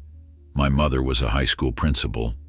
Elizabeth's family has been in medicine and academia for generations. Maya absorbed this information, trying to reconcile it with the history she had believed was hers, Denise's stories of growing up in Baltimore with her grandmother after her own mother died young, of working her way through nursing school, of building a life for herself and her daughter through sheer determination. Both narratives were compelling. Both felt distant now, as if they belonged to other people. There's something else you should know, Richard said, his tone shifting slightly. About your inheritance. Maya looked up sharply. Inheritance? Elizabeth's estate has been in trust for you since her death, and my will has always included provisions for you, even when we had no idea if you were alive. He named a figure that made Maya's breath catch. Additionally, as my only child, you're the heir to Harrington Innovations and all associated holdings. The amount was incomprehensible, more money than Maya had ever imagined possessing. I can't think about that right now, she said honestly. Richard nodded. Of course, there's no rush. But I wanted you to know that your place in this family has always been secure, always been waiting for you. They walked through the museum afterward, Richard pointing out paintings Elizabeth had particularly loved, sharing stories of their visits there together. Maya moved beside him in a daze, trying to absorb this new history, this alternate life that should have been hers. As they stood before a Titian painting, Richard's phone rang. He checked the screen, frowned slightly, and excused himself to take the call a few feet away. Maya couldn't hear his words, but his expression darkened as the conversation continued. When he returned, his face was carefully neutral. I'm sorry, but something has come up that requires my attention. Would you mind if we cut our visit short? Is everything okay? Maya asked. Just business, he said with a dismissive wave. Nothing for you to worry about. My driver can take you back to the hotel or anywhere else you'd like to go. Maya hesitated, then realized she was relieved. The emotional weight of the day, of all these revelations, was becoming overwhelming. The hotel is fine. I should rest, try to process everything. As they walked toward the exit, Richard placed a gentle hand on her shoulder. I know this is a lot to absorb. Take whatever time you need. But Maya, Olivia, please know that finding you is the miracle I never stopped praying for. Whatever happens next, Whatever you decide about your future, your place in my life is secure." The words were clearly meant to comfort, but Maya felt the pressure in them, the expectation that she would embrace this new identity, this new family, this new future. As Richard's driver opened the car door for her, she wondered if she would ever feel like Olivia Harrington, or if Maya Johnson was all she could ever be. Back at the hotel, Maya found a large envelope waiting for her, documents Richard must have sent over while they were at the museum. Bank account information, legal papers, a cell phone with his number programmed into it, and a note, "For anything you need while you decide what comes next." It felt like a bribe, or a down payment on a daughter. Yet Maya couldn't deny the practical value of these resources as she faced an uncertain future. She set the envelope aside and lay down on the plush hotel bed, closing her eyes against the torrent of thoughts. Her phone, her old phone, buzzed with a text from Zoe. "Where are you? Are you okay?" Maya realized she hadn't spoken to her roommate since before meeting Richard yesterday, an entire lifetime ago. How could she possibly explain what had happened? What would she even say? Before she could decide, another text came through, this one from an unknown number. "Maya, it's Catherine Morris. I was Elizabeth Harrington's best friend. We need to talk. There are things about your mother, about Elizabeth, that Richard won't tell you." Maya stared at the text message, her heart racing. Catherine Morris, Elizabeth Harrington's best friend. Someone else who knew the mother she had never had the chance to meet. "There are things about your mother that Richard won't tell you." The words pulsed with ominous possibility. What wouldn't Richard tell her? What secrets remained buried beneath the already shocking revelations of the past few days? Maya typed back with trembling fingers, "How did you get my number?" The response came almost immediately. "I have connections at the Meridian. Please, this is important. Can we meet?" Maya hesitated. After everything that had happened, trust felt like a luxury she couldn't afford. Yet curiosity burned within her. What did this woman know? What pieces of the puzzle was she still missing? "When and where?" she texted back. "Tonight, 7 p.m., Cafe Vittoria in the North End. I'll be in the back room." Maya glanced at the time, 3:42 p.m. She had a few hours to decide whether to keep this appointment and to prepare herself for whatever new truths might be waiting. First, she responded to Zoe, offering a vague explanation about a family emergency and promising to explain everything soon. Then she showered and changed, grateful for the hotel's complimentary toiletries since she had nothing else with her. As she dressed, she caught sight of herself in the mirror, the same face that had looked back at her every day of her life, now carrying the weight of a different name, a different history, a different future. Who was she going to be at the end of all this?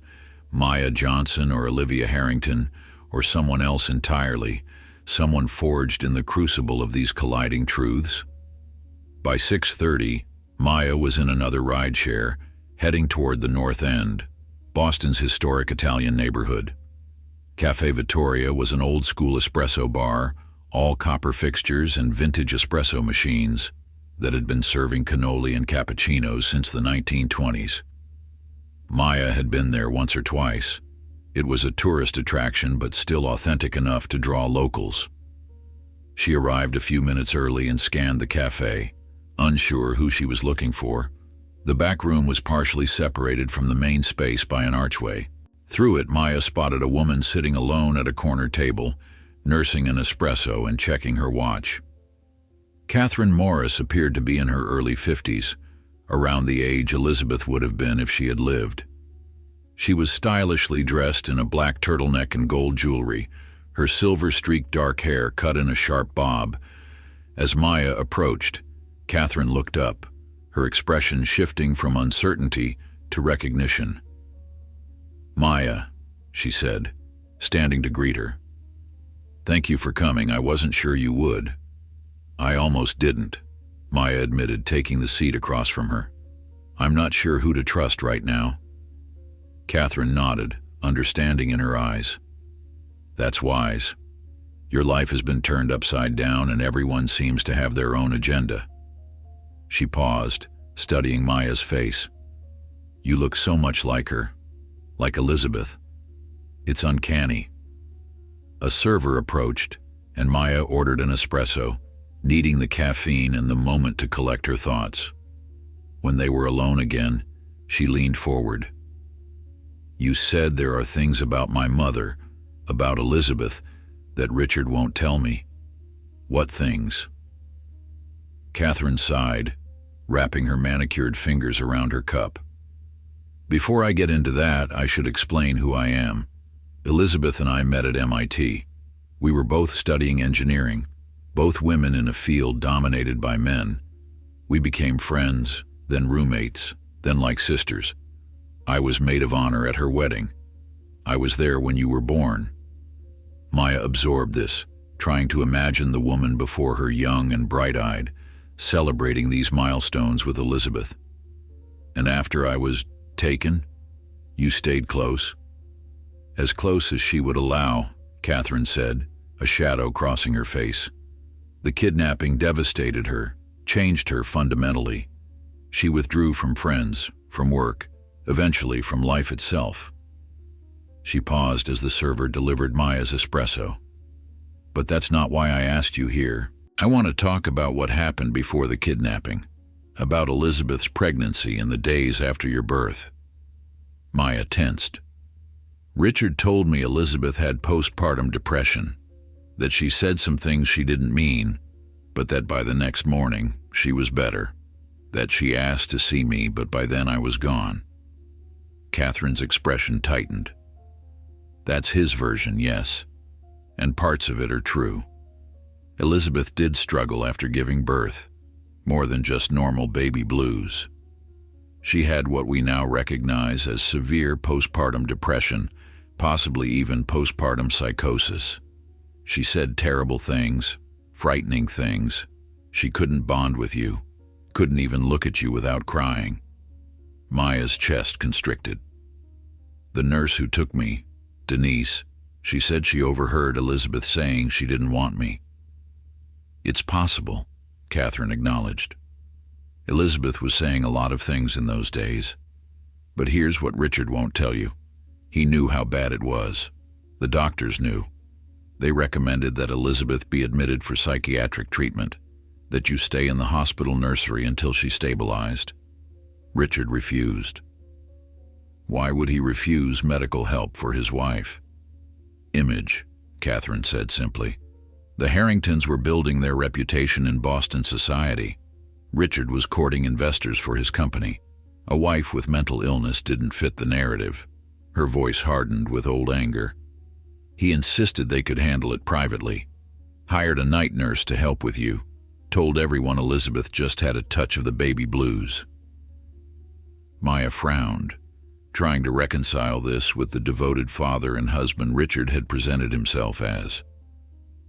Are you saying he prioritized his business over her health?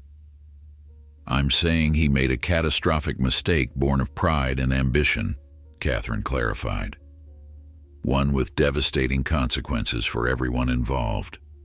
She pulled out her phone, scrolled through it, and pushed it across the table. On the screen was an old text message conversation.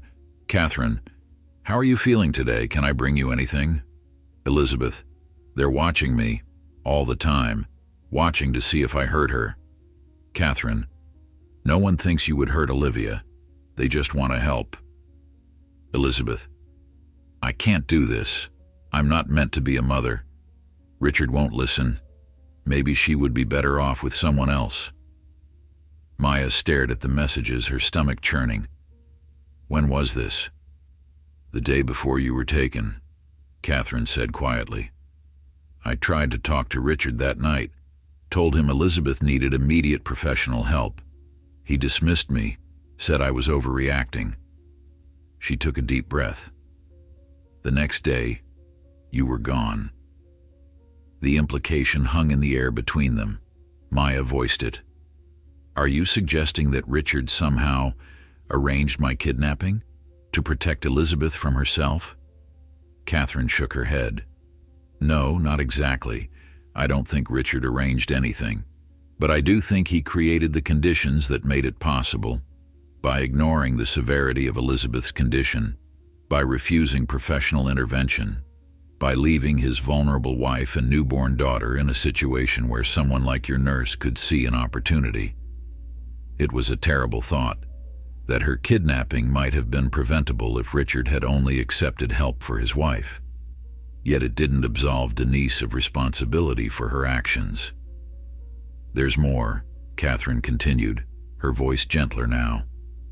After you were taken, Richard controlled the narrative completely. He made Elizabeth out to be the perfect grieving mother, when in reality she was consumed by a complex mix of grief and guilt. Part of her believed she deserved to lose you because of the thoughts she'd had.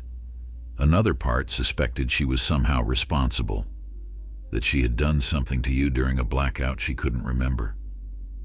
That's horrific, Maya whispered. It was.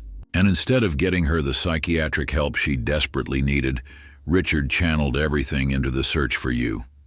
Press conferences, private investigators, reward money, all of it feeding his image as the devoted father, while Elizabeth crumbled behind closed doors. Catherine's voice cracked slightly. By the time he finally got her proper treatment, the damage was done. She never fully recovered. Maya sat back, overwhelmed by these revelations.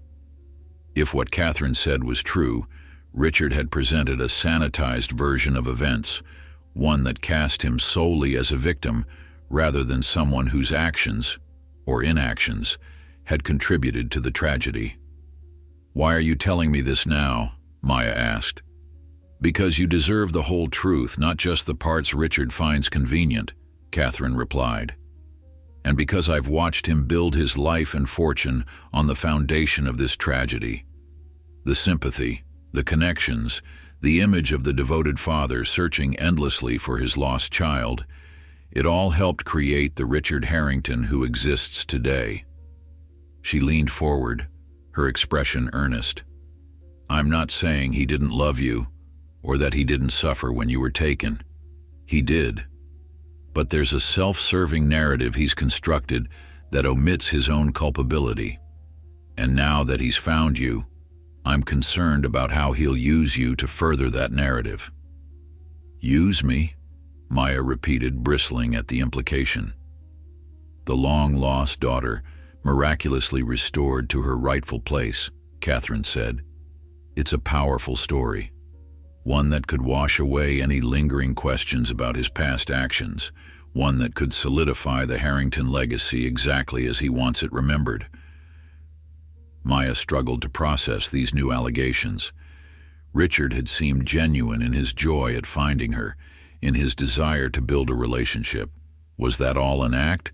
Another calculation in a lifetime of carefully managed appearances? I don't know what to believe anymore, she admitted. Everyone seems to have their own version of the truth. Catherine reached across the table, briefly touching Maya's hand. That's why you need to find your own truth. Not Richard's, not Denise's, not even mine. Look at the evidence, ask the hard questions, and decide for yourself who you want to be in this story. And who do you think I should be? Maya asked, suddenly tired of everyone having opinions about her identity, her future. I can't answer that, Catherine said. But I can tell you what Elizabeth would have wanted. She would have wanted you to be free, to make your own choices, forge your own path. Despite her illness, despite everything, she wanted the best for you, even when she couldn't be the mother you deserved. Something in Catherine's words resonated with Maya. The idea that amid all these competing claims on her identity, her life ultimately belonged to her alone. As they finished their coffees, Catherine shared a few lighter memories of Elizabeth, her brilliant mind, her dry sense of humor, her passion for architecture. These glimpses of the woman who had given birth to her felt precious to Maya, like scattered pieces of a puzzle she was still assembling. Before they parted, Catherine handed Maya a business card. If you have questions, or if you just want to talk more about Elizabeth, call me. And Maya? She hesitated. Be careful with Richard. He's not the villain of this story, but he's not the unambiguous hero he presents himself as either. Outside the cafe, Maya stood on the narrow sidewalk, watching Catherine disappear into the evening crowd. The North End bustled around her, tourists and locals, families heading to dinner, couples strolling hand in hand. Normal lives untouched by the identity crisis consuming her own. Her phone buzzed with a text from Richard. Checking in. Hope you're resting. Would you like to have dinner tomorrow? There's more family history I'd love to share. Maya stared at the message, Catherine's warnings fresh in her mind. What was Richard's agenda? Was he genuinely trying to build a relationship with his long-lost daughter, or constructing another chapter in his carefully curated life story? As she pondered her response, another text came through, this one from Zoe. Police just came to our apartment looking for you. Something about your mom. Call me ASAP. Maya's blood ran cold. The carefully balanced world of secrets and revelations was collapsing. Whatever time she thought she had to process these competing truths to decide her own path forward had just run out. Maya's heart hammered against her ribs as she called Zoe, her fingers trembling against the screen. Maya, finally. Zoe's voice burst through the speaker, tense with worry. Where have you been? 2 police officers showed up asking for you. They wouldn't tell me much, just that it was related to your mother and that it's urgent you contact them. Did they leave a card? A number? Maya was already hailing a cab, her mind racing with terrible possibilities. Detective Luis Mendez, Zoe read off. I've texted you his number.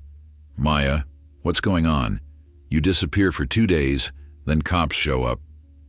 I can't explain right now, Maya cut in, giving the taxi driver her apartment address. I'm on my way home. Just, if the police come back, tell them I'm coming in to talk to them tomorrow morning. She hung up before Zoe could press further, then immediately called the detective's number. It went to voicemail. Maya left a brief message promising to come to the station first thing tomorrow, then stared out the taxi window at the city lights blurring past, her thoughts chaotic.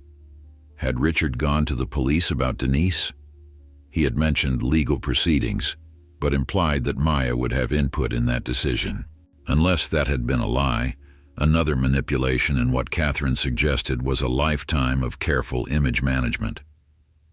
Her next call was to Denise. No answer. She tried again. Still nothing. Fear pooled in Maya's stomach as she texted. Mom, police are looking for me. Are you okay? Please call ASAP.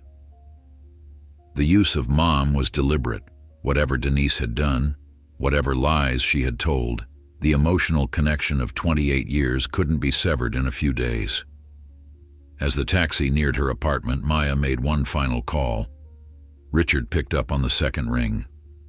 Maya, I was just thinking about you. Did you go to the police about Denise? She interrupted, unable to contain the accusation in her voice. A pause.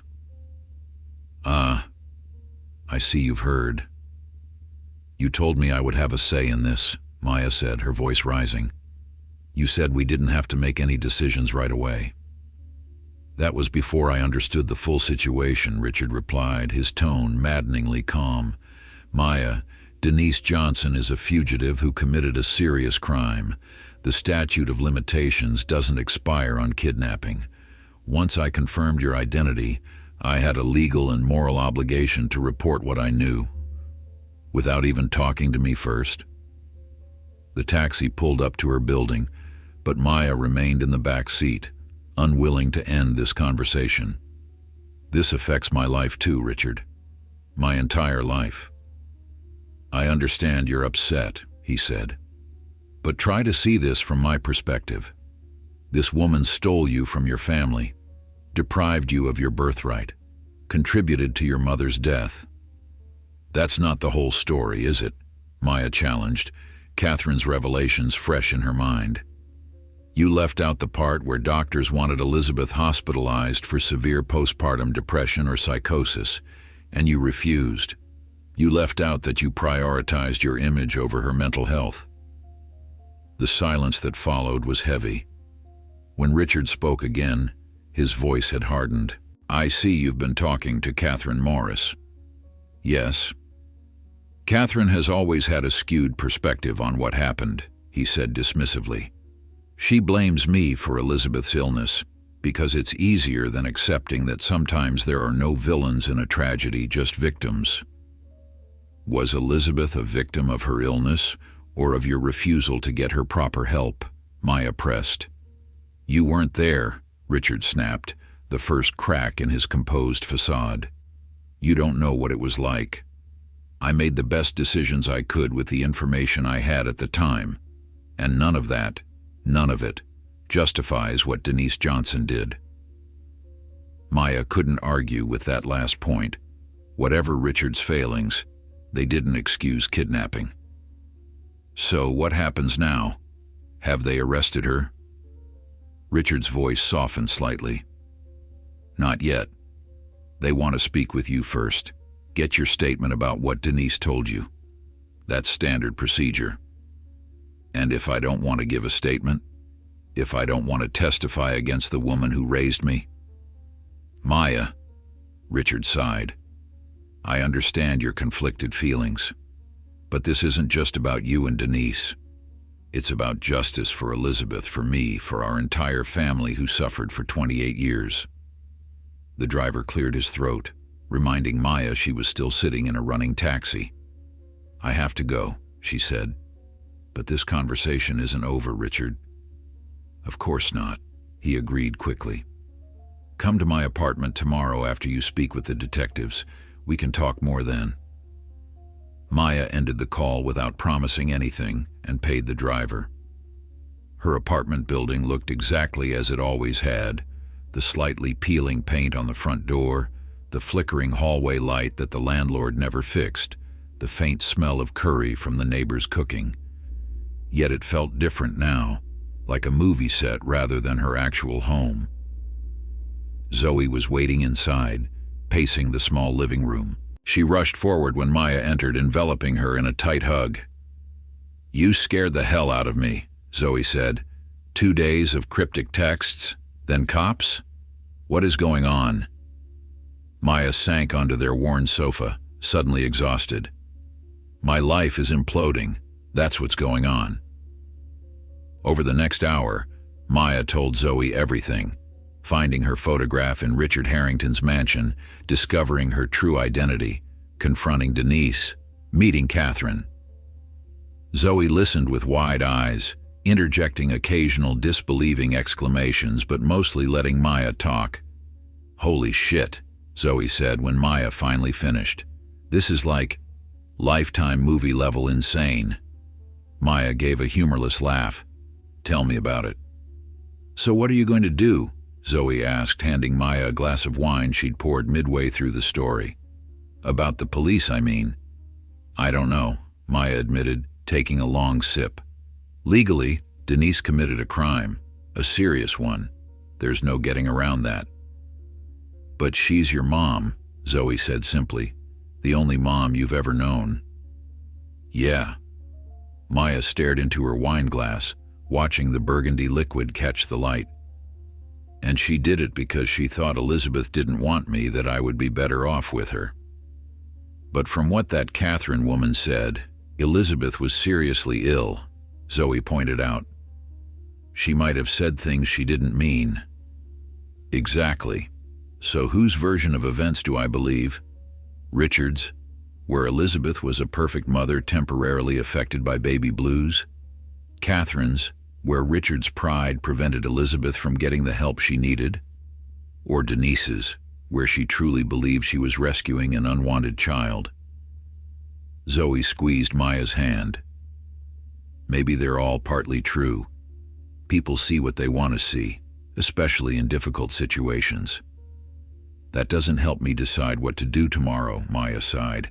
What does your gut tell you? Maya closed her eyes, trying to quiet the competing voices in her head long enough to hear her own. That I need to talk to Denise one more time before I talk to the police. I need to understand exactly what happened that day, why she made the choice she did. Then that's what you should do, Zoe said firmly. Despite her exhaustion, sleep eluded Maya that night. She lay awake, staring at the ceiling of her familiar bedroom, feeling like a stranger in her own skin. Who was she now?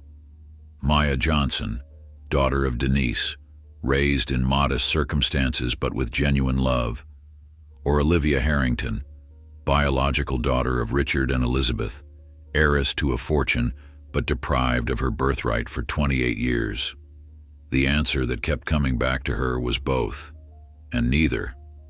She was someone new now, forged in the crucible of these colliding truths. By dawn, Maya had made her decision. She dressed carefully in jeans and a simple sweater, pulled her hair back in a neat ponytail, and wrote a note for Zoe explaining where she was going. Then she slipped out of the apartment and took an early morning bus to Dorchester. Denise's house was quiet, the curtains still drawn against the morning light. Maya used her key, entering silently, listening for movement.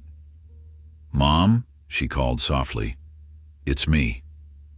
A shuffle from the kitchen, then Denise appeared in the hallway, looking haggard and older than her years. Her eyes were red-rimmed from crying, her usually immaculate braids disheveled. She wore the same clothes Maya had last seen her in, suggesting she hadn't changed, perhaps hadn't even slept. "Maya," she whispered, as if afraid speaking too loudly might shatter the moment. "You came back." "The police are looking for me," Maya said. "About you. About what happened." Denise nodded, unsurprised. "I've been expecting it. Ever since you told me about Richard finding you." She gestured toward the kitchen. "I made coffee. We should talk." They sat at the familiar kitchen table, steam rising from their mugs, the weight of 28 years of deception hanging between them. Maya studied the woman who had raised her, the strong hands that had bandaged countless injuries, the eyes that had watched her grow with pride and love, the mouth that had told her stories, sung her lullabies, and apparently lied to her for her entire life. "I met Catherine Morris yesterday," Maya began. "Elizabeth's friend. She told me things about Elizabeth's condition after I was born that you couldn't have known, that she had severe postpartum depression, possibly psychosis, that doctors wanted her hospitalized, but Richard refused." Denise's eyes widened slightly, but she remained silent. "I need to know exactly what happened the day you took me," Maya continued. "Not the justifications or the reasons why you thought it was right. The actual events, start to finish." Denise's hands trembled around her mug. She set it down carefully and took a deep breath. "I was working a double shift in labor and delivery. Elizabeth Harrington had delivered you 3 days earlier. A difficult birth that I had assisted with when things got complicated. I wasn't her regular nurse, but I checked on her occasionally afterward." She paused, seeming to gather strength for what came next. "That morning, I overheard her talking to Richard. She was crying, saying she couldn't do it, couldn't be a mother, that you deserved better.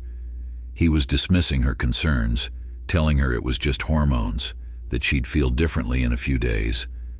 I remember thinking he wasn't listening to her, not really." Maya nodded, encouraging her to continue. "Later, when I went to the nursery for another baby, I saw you there. You were the only newborn not getting regular visits from your mother. The night nurse told me Elizabeth hadn't been to see you since the delivery, that only Richard came by." Denise's voice cracked. "You were so beautiful, so perfect, and in my mind unwanted." "So you just took me?" Maya pressed. "No," Denise said firmly. "Not then. I finished my shift, went home, tried to forget about you. But I couldn't. I kept thinking about that beautiful baby girl with parents who weren't equipped to love her properly. I kept thinking about my empty apartment, my empty arms, my failed attempts at having my own child. She looked down at her coffee, unable to meet Maya's eyes. The next day wasn't even my shift. I came in specifically to see you again. I wore scrubs from the hospital laundry, used an ID badge I'd kept after transferring departments. Security was different back then. Less cameras, less electronic verification. During a shift change when the nursery was momentarily unattended, I took you. The clinical description of the kidnapping sent a chill through Maya. And then, I had a bag packed in my car, cash I'd withdrawn from my savings, clothes for you, formula, diapers. We drove straight to Baltimore where my cousin lived. She helped me get a new identity. Denise Jackson became Denise Johnson. I got a nursing license in Maryland using fake credentials. We stayed there until you were school-age, then moved back to Boston when I thought it was safe. The premeditation of it all was staggering. This wasn't a crime of passion or a momentary lapse in judgment. It was a calculated plan executed with precision. Did you ever regret it? Maya asked. Ever think about returning me? Once, Denise admitted, tears spilling down her cheeks. When you were about 2, I saw a television special about missing children and they showed your parents, the Harringtons. Elizabeth looked better than she had in the hospital, more stable. They were pleading for your return. She wiped her tears. For one night I considered it, but by then you were my daughter in every way that mattered. I couldn't give you up. Maya sat back, trying to absorb it all. The selfishness of the act was breathtaking. Denise had prioritized her own desire for a child over the rights of Maya's biological parents, over Maya's right to know her true identity and heritage. And yet, hadn't Richard also acted selfishly, prioritizing his image over Elizabeth's mental health? Hadn't everyone in this story made choices based on what they wanted, rather than what was best for the child caught in the middle? The police want my statement, Maya said finally. About what you've told me. Fear flashed across Denise's face. What are you going to tell them? Maya stood, suddenly unable to remain in this kitchen filled with memories both cherished and tainted. The truth, she said. All of it. What happens after that isn't up to me. As she walked to the door, Denise called after her, her voice breaking. Maya, please, I know what I did was wrong, but I loved you. Every day of your life, I loved you with everything I had. Maya paused, her hand on the doorknob. I know, she said softly, without turning around. That's the only reason I came to say goodbye. The police station hummed with activity, phones ringing, officers moving between desks, the occasional raised voice from the holding cells in the back. Maya sat in a small interview room, a foam cup of terrible coffee cooling between her hands. Across from her, Detective Luis Mendez reviewed his notes, his expression neutral but attentive. Let me make sure I understand, he said, looking up from his notepad. You were working as a server at Richard Harrington's home when you discovered your childhood photograph on his mantelpiece. This led to conversations with Mr. Harrington, who revealed that you are actually his biological daughter, Olivia Harrington, who was kidnapped as an infant 28 years ago. You subsequently confronted Denise Johnson, who admitted to taking you from the hospital nursery. Is that correct? Maya nodded. Yes. And Ms. Johnson explained her actions by saying she believed your biological mother didn't want you, based on conversations she overheard while working as a nurse at the hospital. That's what she told me, Maya confirmed, her voice steady despite the turmoil inside her. She believed she was doing what was best for me, taking me away from a mother she thought was rejecting me and a father who wasn't addressing the situation appropriately. Detective Mendez made another note. I understand this is difficult, Ms. He paused, unsure which name to use. Johnson is fine, Maya said quietly. For now. He nodded in acknowledgement. Ms. Johnson, did Denise ever express remorse for her actions? Any recognition that what she did was wrong? Maya thought of Denise's tears, her admission that she had once considered returning Maya after seeing the Harringtons on television. Yes, I believe she knows it was wrong, but she also believes she gave me a good life, a loving home. And she did, Maya added, feeling a strange need to defend the woman who had raised her, despite everything. She was a good mother to me. That may be, Detective Mendez said gently, but it doesn't change the fact that she committed a serious crime. Kidnapping carries a sentence of up to 20 years, and there's no statute of limitations. 20 years. The number hit Maya like a physical blow. Denise was 53 now. 20 years would mean she'd be in her 70s when released if she lived that long. What happens now? Maya asked. We'll bring Ms. Johnson in for questioning based on your statement and the evidence Mr. Harrington has provided. The district attorney will determine the charges. He hesitated, then added more personally, for what it's worth, her age, lack of prior criminal record, and the unusual circumstances might factor into sentencing recommendations, but I can't make any promises. Maya nodded, not trusting herself to speak. She had told the truth as she'd promised Denise she would. Now the wheels of justice would turn, grinding away what remained of her former life. Is there anything else you'd like to add to your statement? Detective Mendez asked. Maya hesitated, thinking of Catherine's revelations about Elizabeth's mental health, about Richard's refusal to get her proper treatment. Those details didn't excuse what Denise had done, but they provided context, a fuller picture of the tragedy that had shaped all their lives. Yes, she said finally. I'd like to tell you about my biological mother's condition at the time I was taken, as it was described to me by her close friend.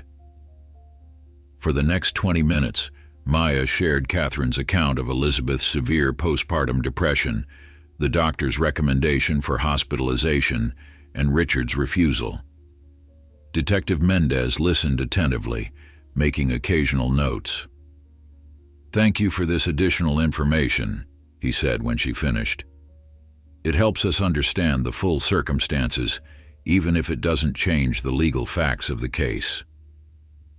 As Maya stood to leave, Detective Mendez handed her his card.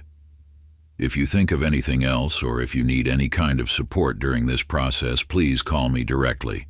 We have victim services available, counseling, legal guidance, whatever you might need." Victim. The word echoed in Maya's mind as she left the station. Was that what she was? A victim of Denise's deception, of Richard's pride, of Elizabeth's illness? Or was she something else entirely? A survivor who had somehow thrived despite the broken foundation of her life? Outside, the afternoon sun was bright, a stark contrast to the heaviness in her heart. Maya checked her phone to find multiple missed calls, from Richard, from Zoe, even one from Catherine. But the notification that caught her attention was a text from an unknown number. "It's David Parker, Elizabeth's brother, your uncle. I'm in Boston. We should talk." Another relative emerging from the shadows, another piece of her biological family's puzzle. Maya was too emotionally drained to face another revelation, another perspective on the tangled web of her origins. But curiosity won out. She texted back, "Where and when?" The response came quickly. "The public garden, by the swan boats. I'm here now if you can come." The public garden was only a 15-minute walk from the police station. Maya made her way there, her steps heavy with exhaustion but propelled by the need to understand, to gather every fragment of truth before deciding who she would become in the aftermath of all this. The garden was busy with tourists and locals enjoying the spring afternoon. Children laughed as the swan boats glided across the pond. Couples strolled hand in hand beneath flowering trees. Office workers ate late lunches on benches in the sun. Normal lives untouched by identity crises and family secrets. A man stood alone near the boat dock watching the water. He was tall and lean, with the same warm brown skin tone as the woman in the photographs Richard had shown her, Elizabeth. His hair was graying at the temples, and he wore wire-rimmed glasses that gave him a scholarly appearance. David.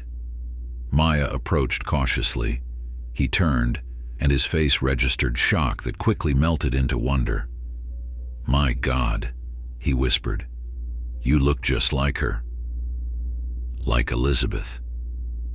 Maya had heard this comparison multiple times now, but coming from her biological mother's brother, it carried different weight. This man had grown up with Elizabeth, shared her childhood, known her longer than anyone else. "Thank you for meeting me," David said, extending his hand. "I flew in from Chicago as soon as Richard called with the news. It's extraordinary to finally meet you." Maya shook his hand, noting the family resemblance, the same eyes as hers, the same long fingers. "Richard called you?" "Last week, after the DNA test confirmed your identity." David gestured to a nearby bench. "May we sit? There's a lot to talk about." They settled on the bench, a careful distance between them.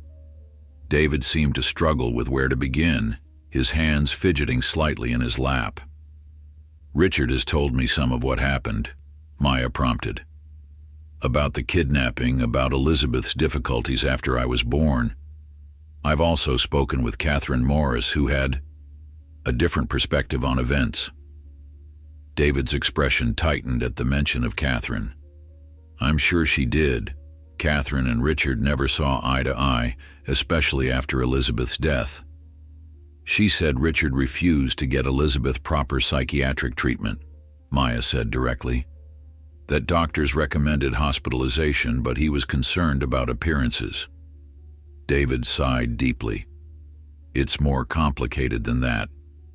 Yes, Elizabeth was struggling, severely, and yes, doctors did recommend inpatient treatment. But Richard wasn't the only one who resisted that option. Elizabeth herself refused hospitalization. She was terrified of being separated from you, even though she was having trouble bonding. It created an impossible situation." This was yet another version of events, another perspective on the tragedy. Maya was beginning to understand that there might never be a single definitive truth, only a mosaic of subjective experiences, each colored by love, fear, guilt, and hindsight. "What was she like?" Maya asked. "Before all of this?" "Catherine told me some things, but I'd like to hear from you." David's face softened with memory. "Elizabeth was brilliant, fiercely intelligent, ambitious, but also deeply compassionate. She designed sustainable housing projects in developing countries, bridges that transformed communities. She and Richard were an unlikely match in some ways. She was the idealist, he was the pragmatist. But they balanced each other." He pulled out his wallet and removed a worn photograph, Elizabeth on a beach somewhere, laughing into the camera, her hair wild in the wind. This was her at her best, full of life, full of plans for the future. He handed the photo to Maya. "She would have been an amazing mother once she got through those dark early days. That's what makes all of this so tragic." Maya studied the image, trying to connect with this woman who had given her life but never had the chance to know her. "Richard said she never recovered from losing me." "She didn't," David confirmed.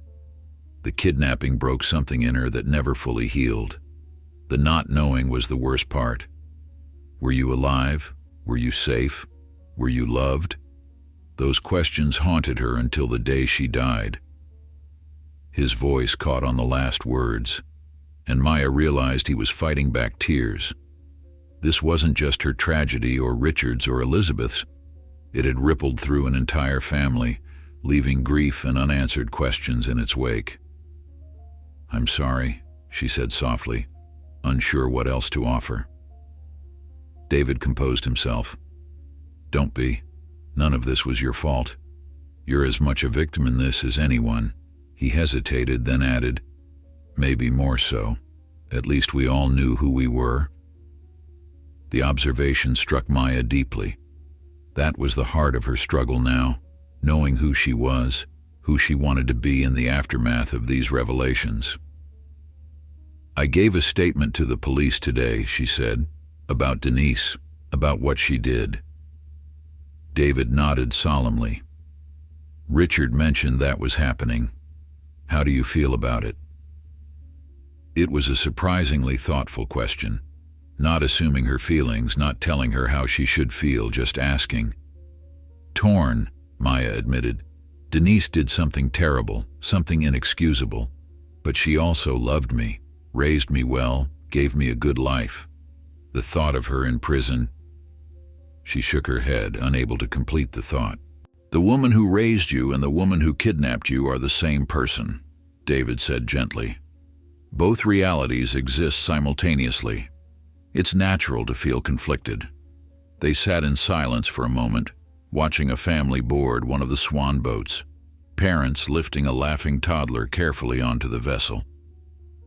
"Richard wants me to change my name," Maya said suddenly, "to become Olivia Harrington officially, to claim my rightful place in the family." "And what do you want?" David asked. It was the question everyone should have been asking, but few had. What did Maya want? Not what did Richard want, or what Denise deserved, or what Elizabeth would have wanted, but what did Maya herself want for her own life? "I don't know yet," she answered honestly. "Everything's happened so fast. One minute I'm just Maya Johnson, waitress, trying to make rent and figure out my life. The next I'm Olivia Harrington, long-lost daughter and heiress. It doesn't feel real." "It's a lot to process," David acknowledged. "And Richard can be intense when he wants something. He's waited 28 years to find you. He may not understand that you need time to adjust. He's already talking about press conferences about my official return to the family," Maya said, unable to keep the discomfort from her voice. "It feels like I'm being cast in a role I never auditioned for." David's expression turned serious. "Maya, you don't owe Richard a public reunion. You don't owe him anything, in fact. Finding your biological family doesn't obligate you to become someone you're not." He paused. "Elizabeth would have wanted you to be true to yourself, whatever that means for you." For the first time since this ordeal began, Maya felt a weight lift slightly from her shoulders. The permission to choose her own path forward, to define her own identity rather than accepting the one thrust upon her, felt like the first real gift her biological family had given her. "Thank you," she said simply. As they parted ways, David embraced her briefly. "Whatever you decide, you have family who will support you. On your terms, not ours." Maya walked back toward the city center, her mind quieter than it had been in days. She had one more conversation to have, perhaps the most important one yet. It was time to tell Richard what she needed, what she wanted, who she intended to be. Whether he would listen was another question entirely.